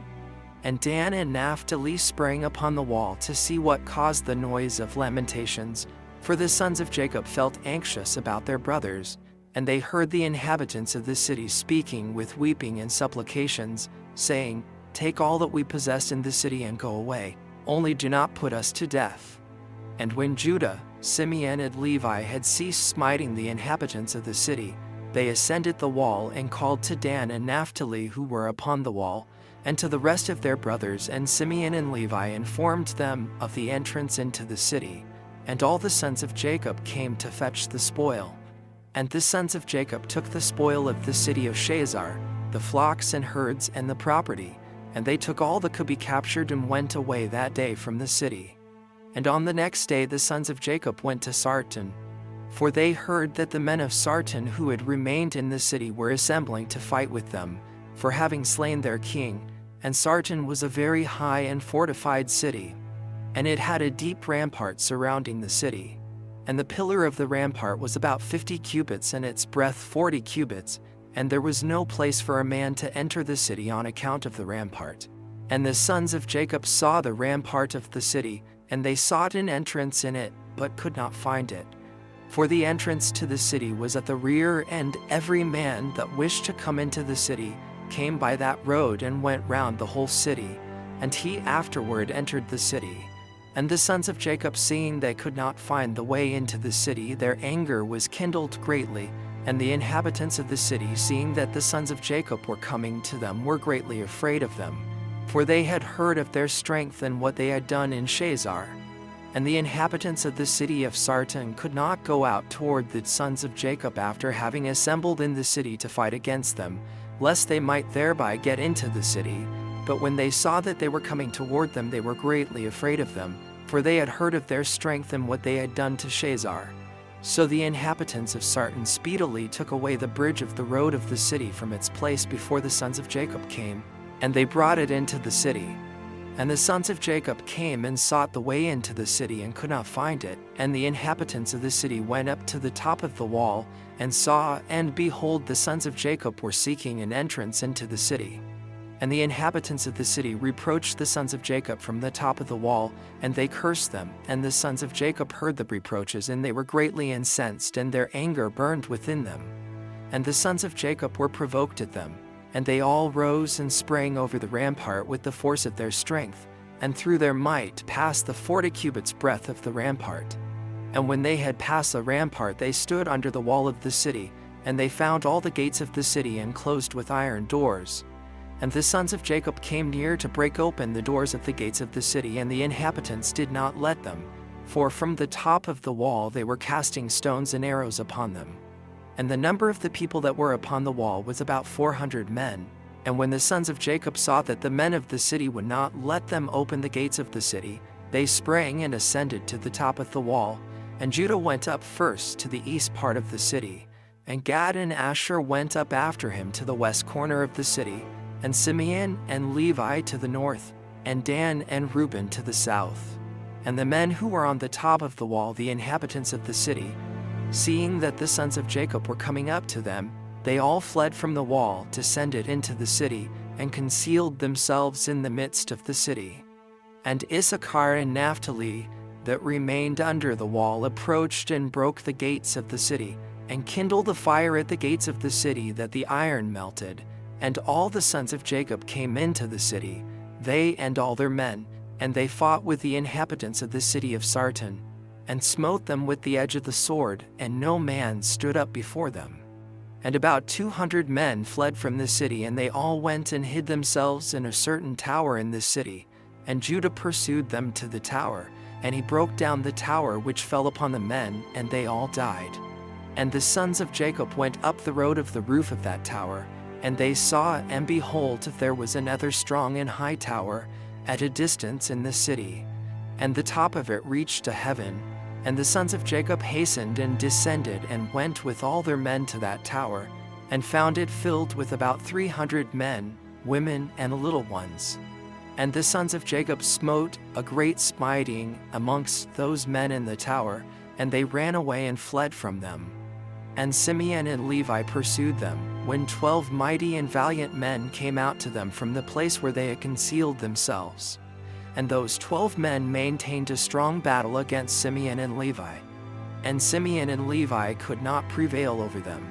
And those valiant men broke the shields of Simeon and Levi, and one of them struck at Levi's head with his sword. When Levi hastily placed his hand to his head, for he was afraid of the sword, and the sword struck Levi's hand, and it wanted but little to the hand of Levi being cut off. And Levi seized the sword of the valiant man in his hand and took it forcibly from the man, and with it he struck at the head of the powerful man, and he severed his head. And 11 men approached to fight with Levi, for they saw that one of them was killed. And the sons of Jacob fought, but the sons of Jacob could not prevail over them, for those men were very powerful. And the sons of Jacob, seeing that they could not prevail over them, Simeon gave a loud and tremendous shriek, and the 11 powerful men were stunned at the voice of Simeon's shrieking. And Judah at a distance knew the voice of Simeon's shouting, and Naphtali and Judah ran with their shields to Simeon and Levi, and found them fighting with those powerful men, unable to prevail over them, as their shields were broken. And Naphtali saw that the shields of Simeon and Levi were broken, and he took 2 shields from his servants and brought them to Simeon and Levi. And Simeon, Levi, and Judah on that day fought all 3 against the 11 mighty men, until the time of sunset, but they could not prevail over them. And this was told unto Jacob, and he was sorely grieved, and he prayed unto the Lord. And he and Naphtali his son went against these mighty men. And Jacob approached and drew his bow, and came nigh unto the mighty men, and slew 3 of their men with the bow, and the remaining 8 turned back. Behold, the war waged against them in the front and rear, and they were greatly afraid of their lives, and could not stand before the sons of Jacob, and they fled from before them. And in their flight they met Dan and Asher coming toward them, and they suddenly fell upon them, and fought with them, and slew 2 of them. And Judah and his brothers pursued them, and smote the remainder of them, and slew them. And all the sons of Jacob returned and walked about the city, searching if they could find any men. And they found about 20 young men in a cave in the city. And Gad and Asher smote them all, and Dan and Naphtali lighted upon the rest of the men who had fled and escaped from the second tower, and they smote them all. And the sons of Jacob smote all the inhabitants of the city of Sarton, but the women and little ones they left in the city, and did not slay them. And all the inhabitants of the city of Sarton were powerful men. One of them would pursue 1,000, and 2 of them would not flee from 10,000 of the rest of men. And the sons of Jacob slew all the inhabitants of the city of Sarton with the edge of the sword, that no man stood up against them, and they left the women in the city. And the sons of Jacob took all the spoil of the city, and captured what they desired, and they took flocks and herds and property from the city. And the sons of Jacob did unto Sarton and its inhabitants as they had done to Shazar and its inhabitants, and they turned and went away. Chapter 39. And when the sons of Jacob went from the city of Sarton, they had gone about 200 cubits when they met the inhabitants of Tapnach, coming toward them. For they went out to fight with them, because they had smitten the king of Tapnach and all his men. So all that remained in the city of Tapnach came out to fight with the sons of Jacob, and they thought to retake from them the booty and the spoil which they had captured from Shazar and Sarton. And the rest of the men of Tapnach fought with the sons of Jacob in that place, and the sons of Jacob smote them, and they fled before them, and they pursued them to the city of Arbalon, and they all fell before the sons of Jacob. And the sons of Jacob returned and came to Tapnach to take away the spoil of Tapnach. And when they came to Tapnach, they heard that the people of Arbalon had gone out to meet them, to save the spoil of their brethren. And the sons of Jacob left 10 of their men in Tapnach to plunder the city, and they went out toward the people of Arbalon. And the men of Arbalon went out with their wives to fight with the sons of Jacob, for their wives were experienced in battle, and they went out, about 400 men and women. And all the sons of Jacob shouted with a loud voice, and they all ran toward the inhabitants of Arbalon, and with a great and tremendous voice. And the inhabitants of Arbalon heard the noise of the shouting of the sons of Jacob, and their roaring like the noise of lions and like the roaring of the sea and its waves. And the fear and terror possessed their hearts on account of the sons of Jacob, and they were terribly afraid of them. And they retreated and fled before them into the city. And the sons of Jacob pursued them to the gate of the city, and they came upon them in the city. And the sons of Jacob fought with them in the city, and all their women were engaged in slinging against the sons of Jacob. And the combat was very severe amongst them, the whole of that day till evening. And the sons of Jacob could not prevail over them, and the sons of Jacob had almost perished in that battle. And the sons of Jacob cried unto the Lord, and greatly gained strength toward evening. And the sons of Jacob smote all the inhabitants of Arbelan by the edge of the sword, men, women, and little ones, and also the remainder of people who fled from Sarton. The sons of Jacob smote them in Arbelan, and the sons of Jacob did unto Arbelan and Tapnach as they had done to Shazar and Sarton. And when the women saw that all their men were dead, they went upon the roofs of the city and smote the sons of Jacob by showering down stones like rain. And the sons of Jacob hastened and came into the city and seized all the women and smote them with the edge of the sword. And the sons of Jacob captured all the spoil and booty, flocks and herds and cattle. And the sons of Jacob did unto Machnaimah as they had done to Tapnach, to Shazar, and to Shiloh, and they turned from there and went away. And on the 5th day the sons of Jacob heard that the people of Gash had gathered against them to battle, because that they had slain their king and their captains, for there had been 14 captains in the city of Gash, and the sons of Jacob had slain them all in the first battle. And the sons of Jacob that day girt on their weapons of war, and they marched to battle against the inhabitants of Gash. And in Gash there was a strong and mighty people of the people of the Amorites. And Gash was the strongest and best fortified city of all the cities of the Amorites, and it had 3 walls. And the sons of Jacob came to Gash, and they found the gates of the city locked, and about 500 men standing at the top of the outermost wall. And a people numerous as the sand upon the seashore were in ambush for the sons of Jacob from without the city at the rear thereof. And the sons of Jacob approached to open the gates of the city, and whilst they were drawing nigh, behold, those who were in ambush at the rear of the city came forth from their places, and surrounded the sons of Jacob. And the sons of Jacob were enclosed between the people of Gash, and the battle was both to their front and rear, and all the men that were upon the wall were casting from the wall upon them arrows and stones. And Judah, seeing that the men of Gash were getting too heavy for them, gave a most piercing and tremendous shriek, and all the men of Gash were terrified at the voice of Judah's cry. And men fell from the wall at his powerful shriek. And all those that were from without and within the city were greatly afraid of their lives. And the sons of Jacob still came nigh to break the doors of the city, when the men of Gash threw stones and arrows upon them from the top of the wall, and made them flee from the gate. And the sons of Jacob returned against the men of Gash who were with them from without the city, and they smote them terribly as striking against gourds, and they could not stand against the sons of Jacob, for fright and terror had seized them at the shriek of Judah. And the sons of Jacob slew all those men who were from without the city. And the sons of Jacob still drew nigh to effect an entrance into the city, and to fight under the city walls. But they could not, for all the inhabitants of Gash who remained in the city had surrounded the walls of Gash in every direction, so that the sons of Jacob were unable to approach the city to fight with them.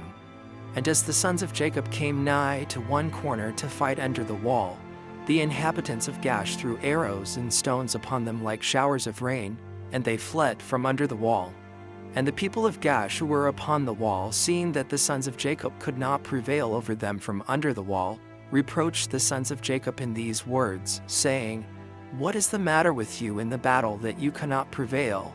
Can you then do unto the mighty city of Gash and its inhabitants, as you did to the cities of the Amorites that were not so powerful? Surely to those weak ones amongst us you did those things, and slew them in the entrance of the city, for they had no strength when they were terrified at the sound of your shouting. And will you now then be able to fight in this place? Surely here you will all die, and we will avenge the cause of those cities that you have laid waste. And the inhabitants of Gaash greatly reproached the sons of Jacob and reviled them with their gods, and continued to cast arrows and stones upon them from the wall. And Judah and his brothers heard the words of the inhabitants of Gaash, and their anger was greatly roused. And Judah was jealous of his God in this matter, and he called out and said, O Lord, help, send help to help us and our brothers. And he ran at a distance with all his might, with his drawn sword in his hand, and he sprang from the earth, and by dint of his strength mounted the wall, and his sword fell from his hand. And Judah shouted upon the wall, and all the men that were upon the wall were terrified, and some of them fell from the wall into the city and died. And those who were yet upon the wall, when they saw Judah's strength, they were greatly afraid and fled for their lives into the city for safety. And some were emboldened to fight with Judah upon the wall, and they came nigh to slay him, when they saw there was no sword in Judah's hand. And they thought of casting him from the wall to his brothers, and 20 men of the city came up to assist them. And they surrounded Judah, and they all shouted over him, and approached him with drawn swords, and they terrified Judah. And Judah cried out to his brothers from the wall. And Jacob and his sons drew the bow from under the wall, and smote 3 of them that were on top of the wall. And Judah continued to cry, and he exclaimed, O Lord, help us, O Lord, deliver us. And he cried out with a loud voice upon the wall, and the cry was heard at a great distance. And after this cry he again repeated to shout. And all the men who surrounded Judah on the top of the wall were terrified, and they each threw his sword from his hand at the sound of Judah's shouting and his tremor, and fled. And Judah took the swords which had fallen from their hands, and Judah fought with them, and slew 20 of their men upon the wall. And about 80 men and women still ascended the wall from the city, and they all surrounded Judah. And the Lord impressed the fear of Judah in their hearts, that they were unable to approach him. And Jacob and all who were with him drew the bow from under the wall, and they slew 10 men upon the wall, and they fell below the wall before Jacob and his sons.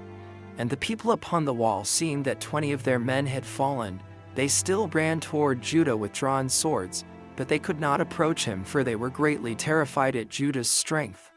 And one of their mighty men, whose name was Adarud, approached to strike Judah upon the head with his sword, when Judah hastily put his shield to his head, and the sword hit the shield, and it was split in 2. And this mighty man, after he had struck Judah, ran for his life at the fear of Judah. And his feet slipped upon the wall, and he fell amongst the sons of Jacob who were below the wall. And the sons of Jacob smote him and slew him. And Judah's head pained him from the blow of the powerful man, and Judah had nearly died from it. And Judah cried out upon the wall, owing to the pain produced by the blow, when Dan heard him, and his anger burned within him. And he also rose up and went at a distance, and ran and sprang from the earth, and mounted the wall with his wrath-excited strength. And when Dan came upon the wall near unto Judah, all the men upon the wall fled who had stood against Judah, and they went up to the second wall, and they threw arrows and stones upon Dan and Judah from the second wall, and endeavored to drive them from the wall. And the arrows and stones struck Dan and Judah, and they had nearly been killed upon the wall. And wherever Dan and Judah fled upon the wall, they were attacked with arrows and stones from the second wall. And Jacob and his sons were still at the entrance of the city below the first wall, and they were not able to draw their bow against the inhabitants of the city, as they could not be seen by them being upon the second wall. And Dan and Judah, when they could no longer bear the stones and arrows that fell upon them from the second wall, they both sprang upon the second wall near the people of the city. And when the people of the city who were upon the second wall saw that Dan and Judah had come to them upon the second wall, they all cried out and descended below between the walls. And Jacob and his sons heard the noise of the shouting from the people of the city, and they were still at the entrance of the city. And they were anxious about Dan and Judah, who were not seen by them, they being upon the second wall. And Naphtali went up with his wrath-excited might, and sprang upon the first wall to see what caused the noise of shouting which they had heard in the city. And Issachar and Zebulun drew nigh to break the doors of the city, and they opened the gates of the city and came into the city. And Naphtali leaped from the first wall to the second, and came to assist his brothers, And the inhabitants of Gash who were upon the wall, seeing that Naphtali was the third who had come up to assist his brothers, they all fled and descended into the city. And Jacob and his sons and all their young men came into the city to them. And Judah and Dan and Naphtali descended from the wall into the city and pursued the inhabitants of the city. And Simeon and Levi were from without the city and knew not that the gate was opened. And they went up from there to the wall and came down to their brothers into the city. And the inhabitants of this city had all descended into the city. And the sons of Jacob came to them in different directions, and the battle waged against them, from the front and the rear. And the sons of Jacob smote them terribly, and slew about 20,000 of them, men and women. Not one of them could stand up against the sons of Jacob. And the blood flowed plentifully in the city, and it was like a brook of water, and the blood flowed like a brook to the outer part of the city, and reached the desert of Bethshoron. And the people of Bethshoron saw at a distance the blood flowing from the city of Gash, and about 70 men from amongst them ran to see the blood, and they came to the place where the blood was. And they followed the track of the blood and came to the wall of the city of Gash. And they saw the blood issue from the city, and they heard the voice of crying from the inhabitants of Gash, for it ascended unto heaven, and the blood was continuing to flow abundantly like a brook of water. And all the sons of Jacob were still smiting the inhabitants of Gash, and were engaged in slaying them till evening, about 20,000 men and women. And the people of Chorin said, Surely this is the work of the Hebrews, for they are still carrying on war in all the cities of the Amorites. And those people hastened, and ran to Bethshoron, and each took his weapons of war, and they cried out to all the inhabitants of Bethshoron, who also girt on their weapons of war to go and fight with the sons of Jacob. And when the sons of Jacob had done smiting the inhabitants of Gash, they walked about the city to strip all the slain. And coming in the innermost part of the city, and farther on, they met 3 very powerful men, and there was no sword in their hand. And the sons of Jacob came up to the place where they were, and the powerful men ran away. And one of them had taken Zebulun, who he saw was a young lad and of short stature, and with his might dashed him to the ground. And Jacob ran to him with his sword, and Jacob smote him below his loins with the sword, and cut him in two, and the body fell upon Zebulun. And the second one approached and seized Jacob to fell him to the ground. And Jacob turned to him and shouted to him, whilst Simeon and Levi ran and smote him on the hips with the sword, and felled him to the ground. And the powerful men rose up from the ground with wrath-excited might, and Judah came to him before he had gained his footing, and struck him upon the head with the sword. And his head was split, and he died.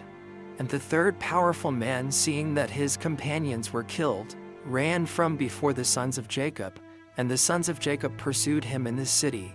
And whilst the powerful man was fleeing, he found one of the swords of the inhabitants of the city, and he picked it up and turned to the sons of Jacob and fought them with that sword.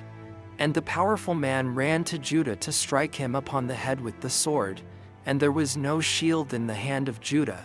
And whilst he was aiming to strike him, Naphtali hastily took his shield and put it to Judah's head, and the sword of the powerful man hit the shield of Naphtali, and Judah escaped the sword. And Simeon and Levi ran upon the powerful man with their swords, and struck at him forcibly with their swords. And the two swords entered the body of the powerful man and divided it in two lengthwise. And the sons of Jacob smote the 3 mighty men at that time, together with all the inhabitants of Gash. And the day was about to decline. And the sons of Jacob walked about Gash and took all the spoil of the city, even the little ones and women they did not suffer to live. And the sons of Jacob did unto Gash as they had done to Sarton and Shiloh. Chapter 40. And the sons of Jacob led away all the spoil of Gash and went out of the city by night. They were going out marching toward the castle of Bethshoron, and the inhabitants of Bethshoron were going to the castle to meet them. And on that night the sons of Jacob fought with the inhabitants of Bethshoron in the castle of Bethshoron. And all the inhabitants of Bethshoron were mighty men, one of them would not flee from before 1,000 men, and they fought on that night upon the castle. and their shouts were heard on that night from afar, and the earth quaked at their shouting. And all the sons of Jacob were afraid of those men, as they were not accustomed to fight in the dark, and they were greatly confounded. And the sons of Jacob cried unto the Lord, saying, Give help to us, O Lord, deliver us, that we might not die by the hands of these uncircumcised men. And the Lord hearkened to the voice of the sons of Jacob, and the Lord caused a great terror and confusion to seize the people of Bethchorin, and they fought amongst themselves the one with the other in the darkness of night, and smote each other in great numbers. And the sons of Jacob, knowing that the Lord had brought a spirit of perverseness amongst those men, and that they fought each man with his neighbor, went forth from among the bands of the people of Bethchorin, and went as far as the descent of the castle of Bethchorin, and farther, and they tarried there securely with their young men on that night. And the people of Bethchorin fought the whole night, one man with his brother, and the other with his neighbor, and they cried out in every direction upon the castle, and their cry was heard at a distance, and the whole earth shook at their voice, for they were powerful above all the people of the earth. And all the inhabitants of the cities of the Canaanites, the Hittites, the Amorites, the Hivites, and all the kings of Canaan, and also those who were on the other side of the Jordan, heard the noise of the shouting on that night. And they said, Surely these are the battles of the Hebrews who are fighting against the 7 cities. Who came nigh unto them, and who can stand against those Hebrews? And all the inhabitants of the cities of the Canaanites, and all those who were on the other side of the Jordan, were greatly afraid of the sons of Jacob. For they said, Behold, the same will be done to us as was done to those cities, for who can stand against their mighty strength? And the cries of the Choranites were very great on that night, and continued to increase. And they smote each other till morning, and numbers of them were killed. And the morning appeared, and all the sons of Jacob rose up at daybreak, and went up to the castle, and they smote those who remained of the Choranites in a terrible manner, and they were all killed in the castle. And the 6th day appeared, and all the inhabitants of Canaan saw at a distance all the people of Bethchorin laying dead in the castle of Bethchorin, and strewed about as the carcasses of lambs and goats. And the sons of Jacob led all the spoil which they had captured from Gash, and went to Bethchorin, and they found the city full of people like the sand of the sea, and they fought with them, and the sons of Jacob smote them there till evening time. And the sons of Jacob did unto Bethchorin as they had done to Gash and Tapnach, and as they had done to Shazar and Sartan, and to Shiloh. And the sons of Jacob took with them the spoil of Bethchorin, and all the spoil of the cities, and on that day they went home to Shechem. And the sons of Jacob came home to the city of Shechem, and they remained without the city, and they then rested there from the war and tarried there all night. And all their servants together with all the spoil that they had taken from the cities, they left without the city, and they did not enter the city, for they said, Peradventure there may be yet more fighting against us, and they may come to besiege us in Shechem. And Jacob and his sons and their servants remained on that, and the next day in the portion of the field which Jacob had purchased from Hamor for 5 shekels, and all that they had captured was with them. And all the booty which the sons of Jacob had captured was in the portion of the field, immense as the sand upon the seashore. And the inhabitants of the land observed them from afar, and all the inhabitants of the land were afraid of the sons of Jacob who had done this thing, for no king from the days of old had ever done the like. And the 7 kings of the Canaanites resolved to make peace with the sons of Jacob, for they were greatly afraid of their lives, on account of the sons of Jacob. And on that day, being the 7th day, Japhia, king of Hebron, sent secretly to the king of Ai, and to the king of Gibeon, and to the king of Shalem, and to the king of Adullam, and to the king of Lachish, and to the king of Shazar, and to all the Canaanitish kings who were under their subjection, saying, Go up with me, and come to me, that we may go to the sons of Jacob, and I will make peace with them and form a treaty with them, lest all your lands be destroyed by the swords of the sons of Jacob, as they did to Shechem and the cities around it, as you have heard and seen. And when you come to me, do not come with many men, but let every king bring his 3 head captains, and every captain bring 3 of his officers, and come all of you to Hebron, and we will go together to the sons of Jacob, and supplicate them that they shall form a treaty of peace with us. And all those kings did as the king of Hebron had sent to them, for they were all under his counsel and command. And all the kings of Canaan assembled to go to the sons of Jacob, to make peace with them. And the sons of Jacob returned and went to the portion of the field that was in Shechem, for they did not put confidence in the kings of the land. And the sons of Jacob returned and remained in the portion of the field 10 days, and no one came to make war with them.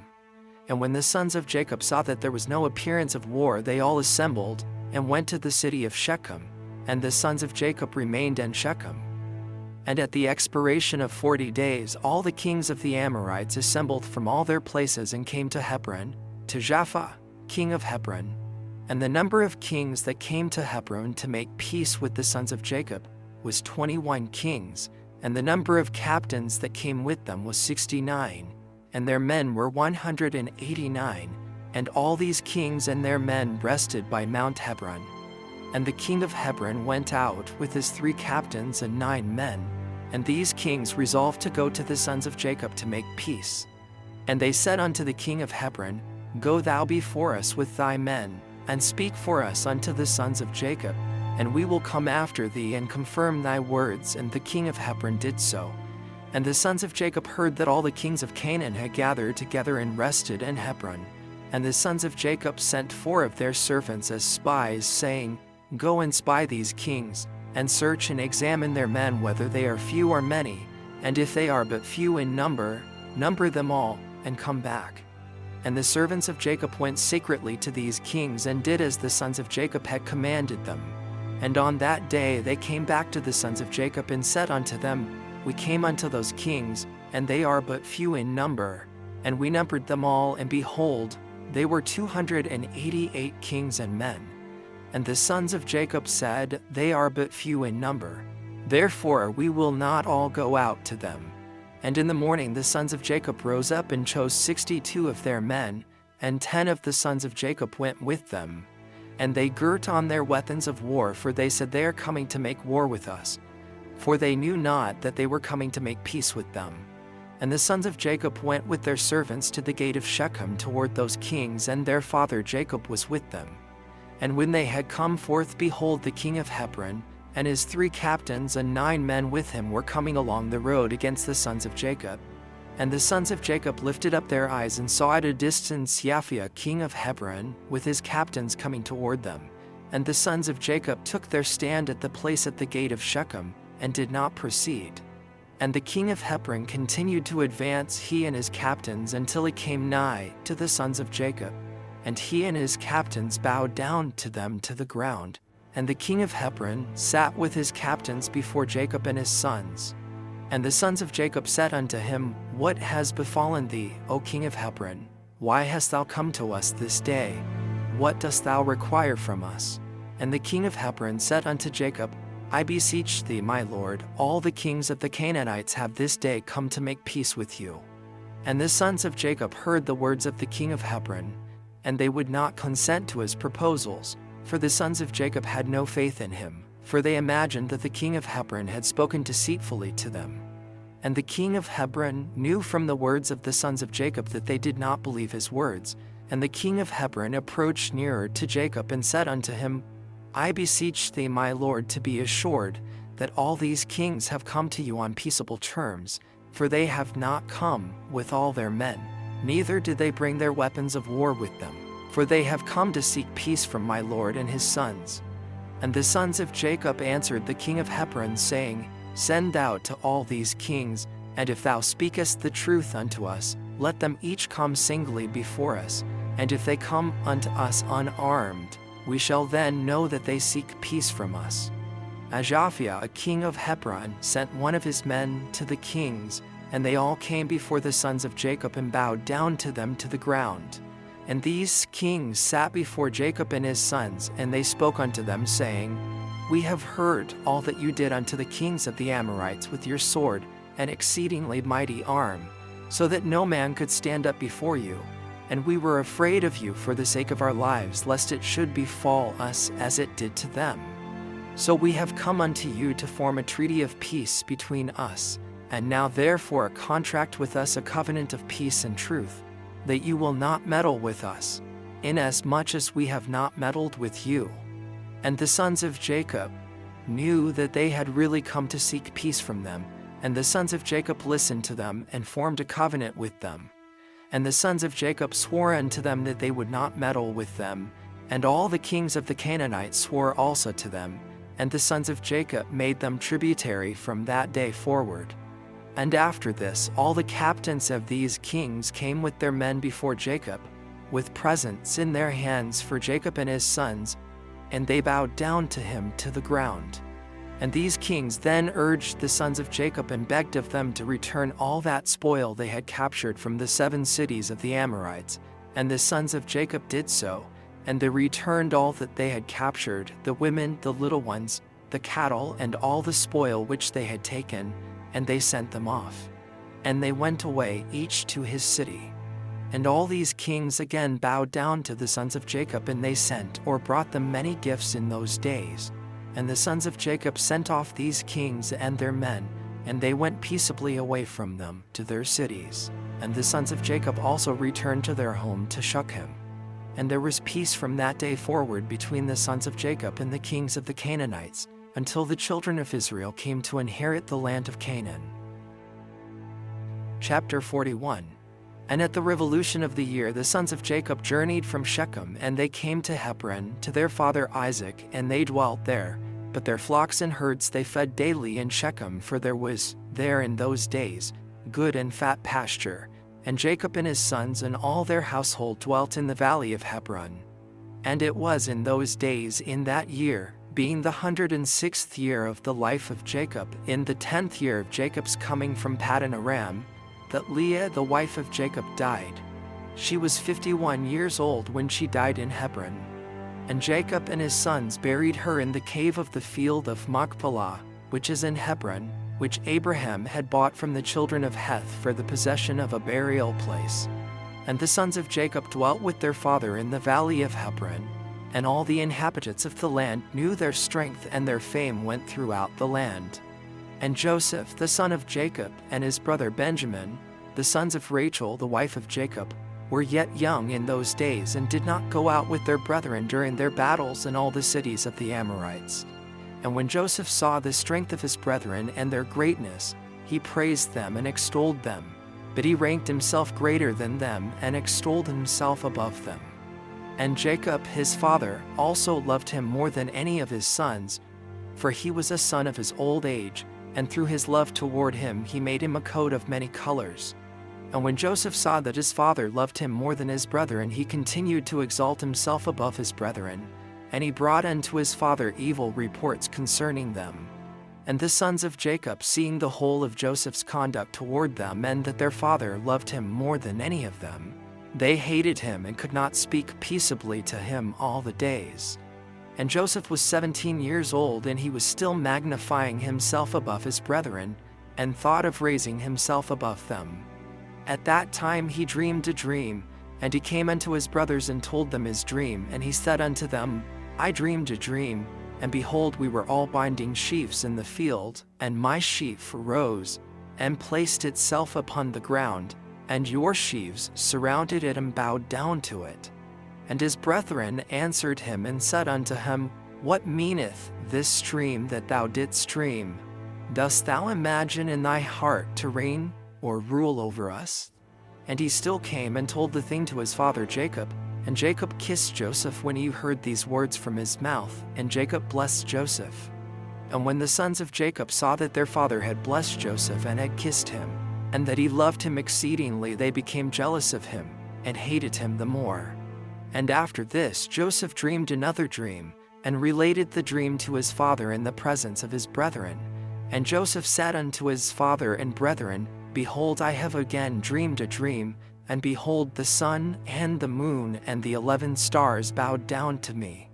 And his father heard the words of Joseph in his dream, and seeing that his brethren hated Joseph on account of this matter, Jacob therefore rebuked Joseph before his brethren on account of this thing, saying, What meaneth this dream which thou hast dreamed, and this magnifying thyself before thy brethren, who are older than thou art? Dost thou imagine in thy heart that I and thy mother and thy 11 brethren will come and bow down to thee, that thou speakest these things? And his brethren were jealous of him on account of his words and dreams, and they continued to hate him. And Jacob reserved the dreams in his heart.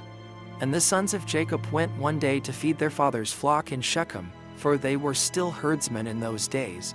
And whilst the sons of Jacob were that day feeding in Shechem, they delayed, and the time of gathering in the cattle was past, and they had not arrived. And Jacob saw that his sons were delayed in Shechem, and Jacob said within himself, Peradventure the people of Shechem have risen up to fight against them, therefore they have delayed coming this day. And Jacob called Joseph his son and commanded him, saying, Behold, thy brethren are feeding in Shechem this day, and behold, they have not yet come back. Go now therefore and see where they are, and bring me word back concerning the welfare of thy brethren and the welfare of the flock. And Jacob sent his son Joseph to the valley of Hebron, and Joseph came for his brothers to Shechem and could not find them. And Joseph went about the field which was near Shechem to see where his brothers had turned, and he missed his road in the wilderness, and knew not which way he should go. And an angel of the Lord found him wandering in the road toward the field, and Joseph said unto the angel of the Lord, I seek my brethren. Hast thou not heard where they are feeding? And the angel of the Lord said unto Joseph, I saw thy brethren feeding here, and I heard them say they would go to feed in Dothan. And Joseph hearkened to the voice of the angel of the Lord, and he went to his brethren in Dothan, and he then found them in Dothan feeding the flock. And Joseph advanced to his brethren, and before he had come nigh unto them, they had resolved to slay him.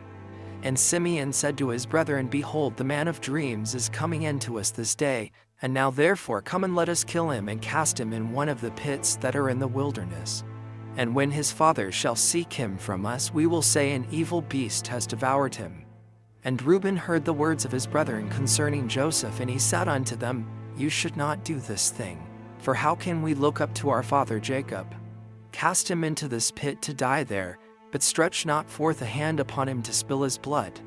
And Reuben said this in order to deliver him from their hand, to bring him back to his father.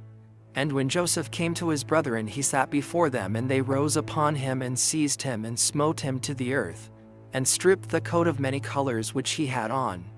And they took him and cast him into a pit, and in the pit there was no water but serpents and scorpions. And Joseph was afraid of the serpents and scorpions that were in the pit.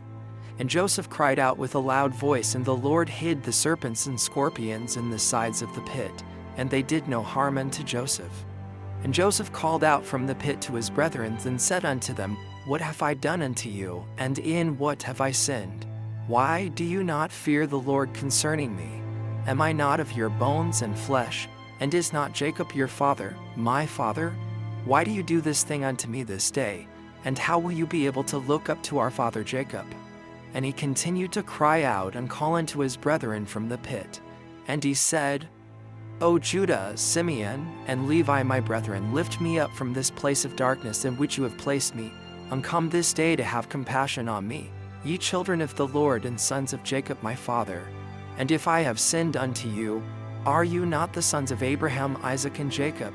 If they saw an orphan, they had compassion over him, or one that was hungry, they gave him bread to eat, or one that was thirsty, they gave him water to drink, or one that was naked, they covered him with garments. And how then will you withhold your pity from your brother? For I am of your flesh and bones, and if I have sinned unto you, surely you will do this on account of my father. And Joseph spoke these words from the pit, and his brethren would not listen to him, nor incline ears to the words of Joseph. And Joseph was crying and weeping in the pit.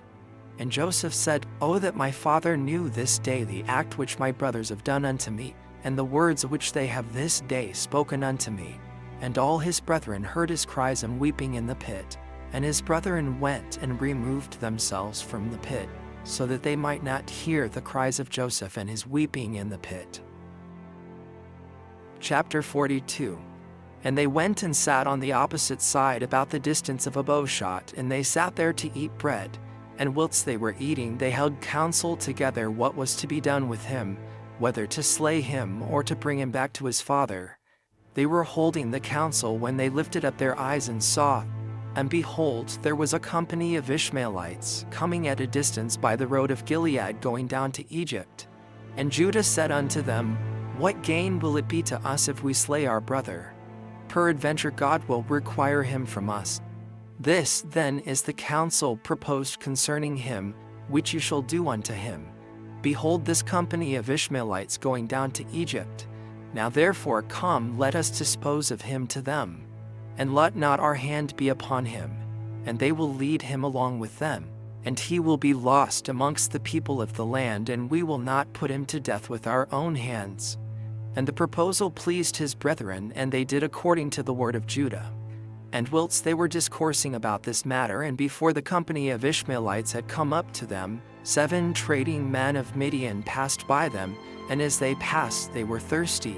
And they lifted up their eyes and saw the pit in which Joseph was immured, and they looked, and behold, every species of bird was upon him. And these Midianites ran to the pit to drink water, for they thought that it contained water. And on coming before the pit, they heard the voice of Joseph crying and weeping in the pit. And they looked down into the pit, and they saw, and behold, there was a youth of comely appearance and well favored. And they called unto him and said, Who art thou, and who brought thee hither? And who placed thee in this pit in the wilderness? And they all assisted to raise up Joseph, and they drew him out, and brought him up from the pit, and took him and went away on their journey, and passed by his brethren. And these said unto them, Why do you do this, to take our servant from us and to go away? Surely we placed this youth in the pit because he rebelled against us, and you come and bring him up and lead him away? Now then give us back our servant. And the Midianites answered and said unto the sons of Jacob, Is this your servant, or does this man attend you? Peradventure you are all his servants, for he is more comely and well favored than any of you. And why do you all speak falsely unto us? Now therefore we will not listen to your words nor attend to you, for we found the youth in the pit in the wilderness, and we took him. We will therefore go on. And all the sons of Jacob approached them, and rose up to them, and said unto them, Give us back our servant. And why will you all die by the edge of the sword? And the Midianites cried out against them, and they drew their swords, and approached to fight with the sons of Jacob. And behold, Simeon rose up from his seat against them, and sprang upon the ground, and drew his sword, and approached the Midianites. And he gave a terrible shout before them, so that his shouting was heard at a distance, and the earth shook at Simeon's shouting. And the Midianites were terrified on account of Simeon and the noise of his shouting, and they fell upon their faces and were excessively alarmed. And Simeon said unto them, Verily, I am Simeon, the son of Jacob the Hebrew, who have only with my brother destroyed the city of Shechem and the cities of the Amorites. So shall God moreover do unto me, that if all your brethren the people of Midian, and also the kings of Canaan, were to come with you, they could not fight against me. Now therefore give us back the youth whom you have taken, lest I give your flesh to the birds of the skies and the beasts of the earth. And the Midianites were more afraid of Simeon, and they approached the sons of Jacob with terror and fright, and with pathetic words, saying, Surely you have said that the young man is your servant, and that he rebelled against you, and therefore you placed him in the pit. What then will you do with a servant who rebels against his master? Now therefore, sell him unto us, and we will give you all that you require for him. And the Lord was pleased to do this in order that the sons of Jacob should not slay their brother. And the Midianites saw that Joseph was of comely appearance and well favored, and they desired him in their hearts, and were urgent to purchase him from his brethren. And the sons of Jacob hearkened to the Midianites, and they sold their brother Joseph to them for 20 pieces of silver. And Reuben their brother was not with them. And the Midianites took Joseph and continued their journey to Gilead. And they were going along the road, and the Midianites repented of what they had done, in having purchased the young man. And one said to the other, What is this thing that we have done, in taking the youth from the Hebrews, who is of comely appearance, and well favored? Perhaps this youth is stolen from the land of the Hebrews, and why then have we done this thing? And if he should be sought for and found in our hands, we shall die through him. Now surely, Hardy and powerful men have sold him to us, the strength of one of whom you saw this day. Perhaps they stole him from his land with their might and with their powerful arm, and have therefore sold him to us for the small value which we gave unto them. And whilst they were thus discoursing together, they looked, and behold, the company of Ishmaelites which was coming at first, and which the sons of Jacob saw, was advancing toward the Midianites. And the Midianites said to each other, Come, let us sell these youths to the company of Ishmaelites, who are coming toward us, and we will take for him the little that we gave for him, and we will be delivered from his evil. And they did so. And they reached the Ishmaelites, and the Midianites sold Joseph to the Ishmaelites for 20 pieces of silver, which they had given for him to his brethren. And the Midianites went on their road to Gilead, and the Ishmaelites took Joseph, and they let him ride upon one of the camels, and they were leading him to Egypt. And Joseph heard that the Ishmaelites were proceeding to Egypt, and Joseph lamented and wept at this thing, that he was to be so far removed from the land of Canaan, from his father. And he wept bitterly whilst he was riding upon the camel. And one of their men observed him, and made him go down from the camel and walk on foot. And notwithstanding this, Joseph continued to cry and weep. And he said, O my father, O my father. And one of the Ishmaelites rose up and smote Joseph upon the cheek, and he still continued to weep. And Joseph was fatigued in the road, and was unable to proceed on account of the bitterness of his soul. And they all smote him and afflicted him in the road. And they terrified him in order that he might cease from weeping. And the Lord saw the affliction of Joseph and his trouble, and the Lord brought down upon those men darkness and confusion, and the hand of every one that smote him became withered. And they said to each other, What is this thing that God has done to us in the road? And they knew not that this befell them on account of Joseph. And the men proceeded on the road, and they passed along the road of Ephrath, where Rachel was buried. And Joseph reached his mother's grave, and Joseph hastened and ran to his mother's grave, and fell upon the grave and wept. And Joseph cried aloud upon his mother's grave, and he said, O my mother, my mother, O thou who didst give me birth, awake now, and rise and see thy son, how he has been sold for a slave, and no one to pity him. O rise and see thy son, weep with me on account of my troubles, and see the heart of my brethren. Arouse, my mother, arouse, awake from thy sleep for me, and direct thy battles against my brethren. O how they have stripped me of my coat, and sold me already twice for a slave, and separated me from my father, and there is no one to pity me. Arouse and lay thy cause against them before God, and see whom God will justify in the judgment, and whom he will condemn. Rise, O my mother, rise, awake from thy sleep, and see my father, how his soul is with me this day, and comfort him and ease his heart. And Joseph continued to speak these words, and Joseph cried aloud and wept bitterly upon his mother's grave. And he ceased speaking, and from bitterness of hearts he became still as a stone upon the grave.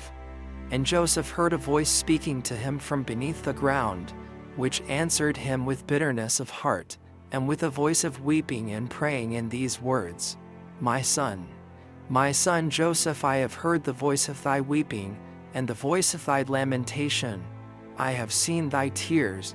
I know thy troubles, my son, and it grieves me for thy sake, and abundant grief is added to my grief. Now therefore, my son Joseph, my son, hope to the Lord, and wait for him, and do not fear, for the Lord is with thee. He will deliver thee from all trouble. Rise, my son, go down unto Egypt with thy masters, and do not fear, for the Lord is with thee, my son. And she continued to speak like unto these words unto Joseph, and she was still. And Joseph heard this, and he wondered greatly at this, and he continued to weep. And after this, one of the Ishmaelites observed him crying and weeping upon the grave, and his anger was kindled against him, and he drove him from there, and he smote him and cursed him. And Joseph said unto the men, May I find grace in your sight to take me back to my father's house, and he will give you abundance of riches. And they answered him, saying, Art thou not a slave, and where is thy father? And if thou hadst a father, thou wouldst not already twice have been sold for a slave for so little value. And their anger was still roused against him, and they continued to smite him and to chastise him, and Joseph wept bitterly. And the Lord saw Joseph's affliction, And the Lord again smote these men and chastised them, and the Lord caused darkness to envelop them upon the earth. And the lightning flashed and the thunder roared, and the earth shook at the voice of the thunder and of the mighty wind. And the men were terrified and knew not where they should go. And the beasts and camels stood still, and they led them, but they would not go. They smote them, and they crouched upon the ground. And the men said to each other, What is this that God has done to us? What are our transgressions, and what are our sins, that this thing has thus befallen us? And one of them answered and said unto them, Perhaps on account of the sin of afflicting this slave has this thing happened this day to us. Now therefore implore him strongly to forgive us, and then we shall know on whose account this evil befalleth us. And if God shall have compassion over us, then we shall know that all this cometh to us on account of the sin of afflicting this slave. And the men did so, and they supplicated Joseph and pressed him to forgive them. And they said, We have sinned to the Lord and to thee. Now therefore vouchsafe to request of thy God that he shall put away this death from amongst us, for we have sinned to him. And Joseph did according to their words, and the Lord hearkened to Joseph. And the Lord put away the plague which he had inflicted upon those men on account of Joseph. And the beasts rose up from the ground, and they conducted them, and they went on. And the raging storm abated, and the earth became tranquilized. And the men proceeded on their journey to go down to Egypt. And the men knew that this evil had befallen them on account of Joseph. And they said to each other, Behold, we know that it was on account of his affliction that this evil befell us.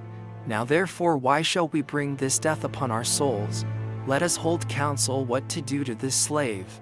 And one answered and said, Surely he told us to bring him back to his father.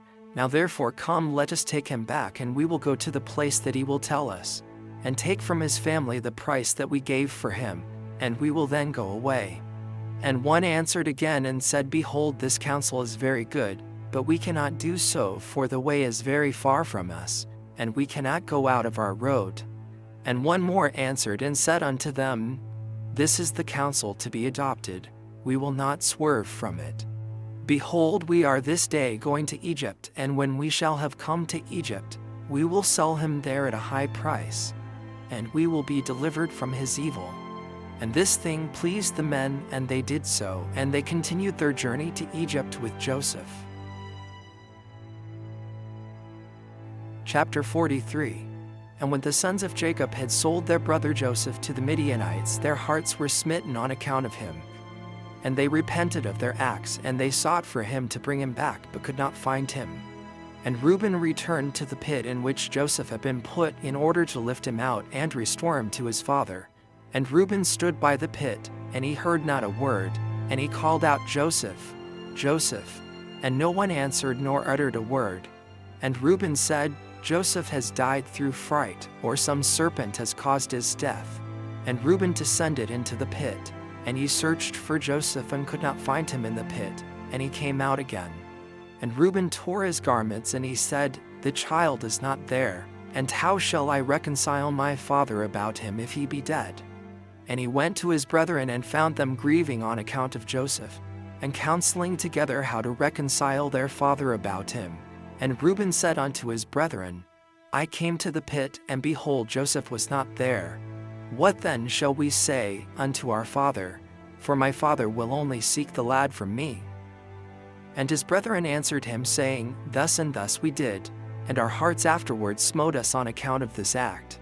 And we now sit to seek a pretext how we shall reconcile our father to it. And Reuben said unto them, What is this you have done to bring down the gray hairs of our father in sorrow to the grave? The thing is not good that you have done.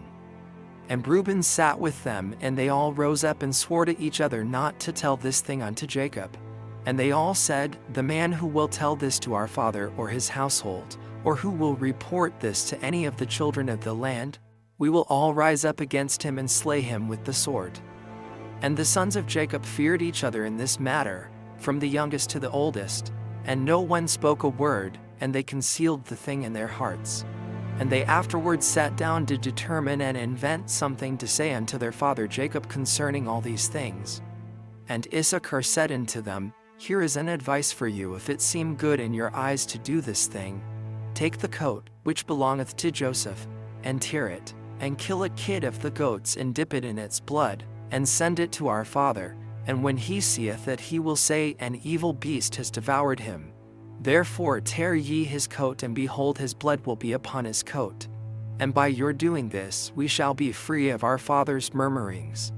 And Issachar's advice pleased them, and they hearkened unto him, and they did according to the word of Issachar which he had counseled them. And they hastened and took Joseph's coat and tore it, and they killed a kid of the goats, and dipped the coat in the blood of the kid, and then trampled it in the dust. And they sent the coat to their father Jacob by the hand of Naphtali. And they commanded him to say these words: We had gathered in the cattle, and had come as far as the road to Shechem and farther, when we found this coat upon the road in the wilderness, dipped in blood and in dust. Now therefore know whether it be thy son's coat or not. And Naphtali went, and he came unto his father, and he gave him the coat, and he spake unto him all the words which his brethren had commanded him. And Jacob saw Joseph's coat, and he knew it, and he fell upon his face to the ground, and became as still as a stone. And he afterwards rose up and cried out with a loud and weeping voice, and he said, It is the coat of my son Joseph. And Jacob hastened and sent one of his servants to his sons, who went to them and found them coming along the road with the flock. And the sons of Jacob came to their father about evening, and behold, their garments were torn, and dust was upon their heads, and they found their father crying out and weeping with a loud voice. And Jacob said unto his sons, Tell me truly, what evil have you this day suddenly brought upon me? And they answered their father Jacob, saying, We were coming along this day after the flock had been gathered in, and we came as far as the city of Shechem by the road in the wilderness, and we found this coat filled with blood upon the ground. And we knew it, and we sent unto thee, if thou couldst know it. And Jacob heard the words of his sons, and he cried out with a loud voice, and he said, It is the coat of my son. An evil beast has devoured him. Joseph is rent in pieces, for I sent him this day to see whether it was well with you, and well with the flocks, and to bring me word again from you. And he went as I commanded him, and this has happened to him this day, whilst I thought my son was with you. And the sons of Jacob answered and said, He did not come to us, neither have we seen him from the time of our going out from thee until now. And when Jacob heard their words, he again cried out aloud, and he rose up and tore his garments, and he put sackcloth upon his loins, and he wept bitterly, and he mourned, and lifted up his voice in weeping, and exclaimed and said these words: Joseph, my son, O my son Joseph, I sent thee this day after the welfare of thy brethren, and behold, thou hast been torn in pieces. Through my hand has this happened, my son. It grieves me for thee, Joseph, my son, it grieves me for thee. I had died in thy stead, Joseph, my son, for it grieves me sadly for thee, my son. O my son, Joseph, my son, where art thou, and where hast thou been drawn? Arouse, arouse from thy place, and come and see my grief for thee, O my son Joseph. Come now and number the tears gushing from my eyes down my cheeks, and bring them up before the Lord, that his anger may turn from me. O Joseph, my son, how didst thou fall? By the hand of one by whom no one had fallen from the beginning of the world, unto this day.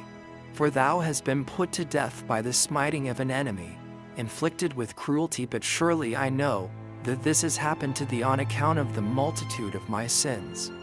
Arouse now, and see how bitter is my trouble for thee, my son, although I did not rear thee, nor fashion thee, nor give thee breath and soul, but it was God who formed thee and built thy bones, and covered them with flesh, and breathed in thy nostrils the breath of life, and then he gave thee unto me. Now truly God who gave thee unto me, he has taken thee from me, and such then has befallen thee this day, and all the works of God are good. And Jacob continued to speak like unto these words concerning Joseph, and he wept bitterly.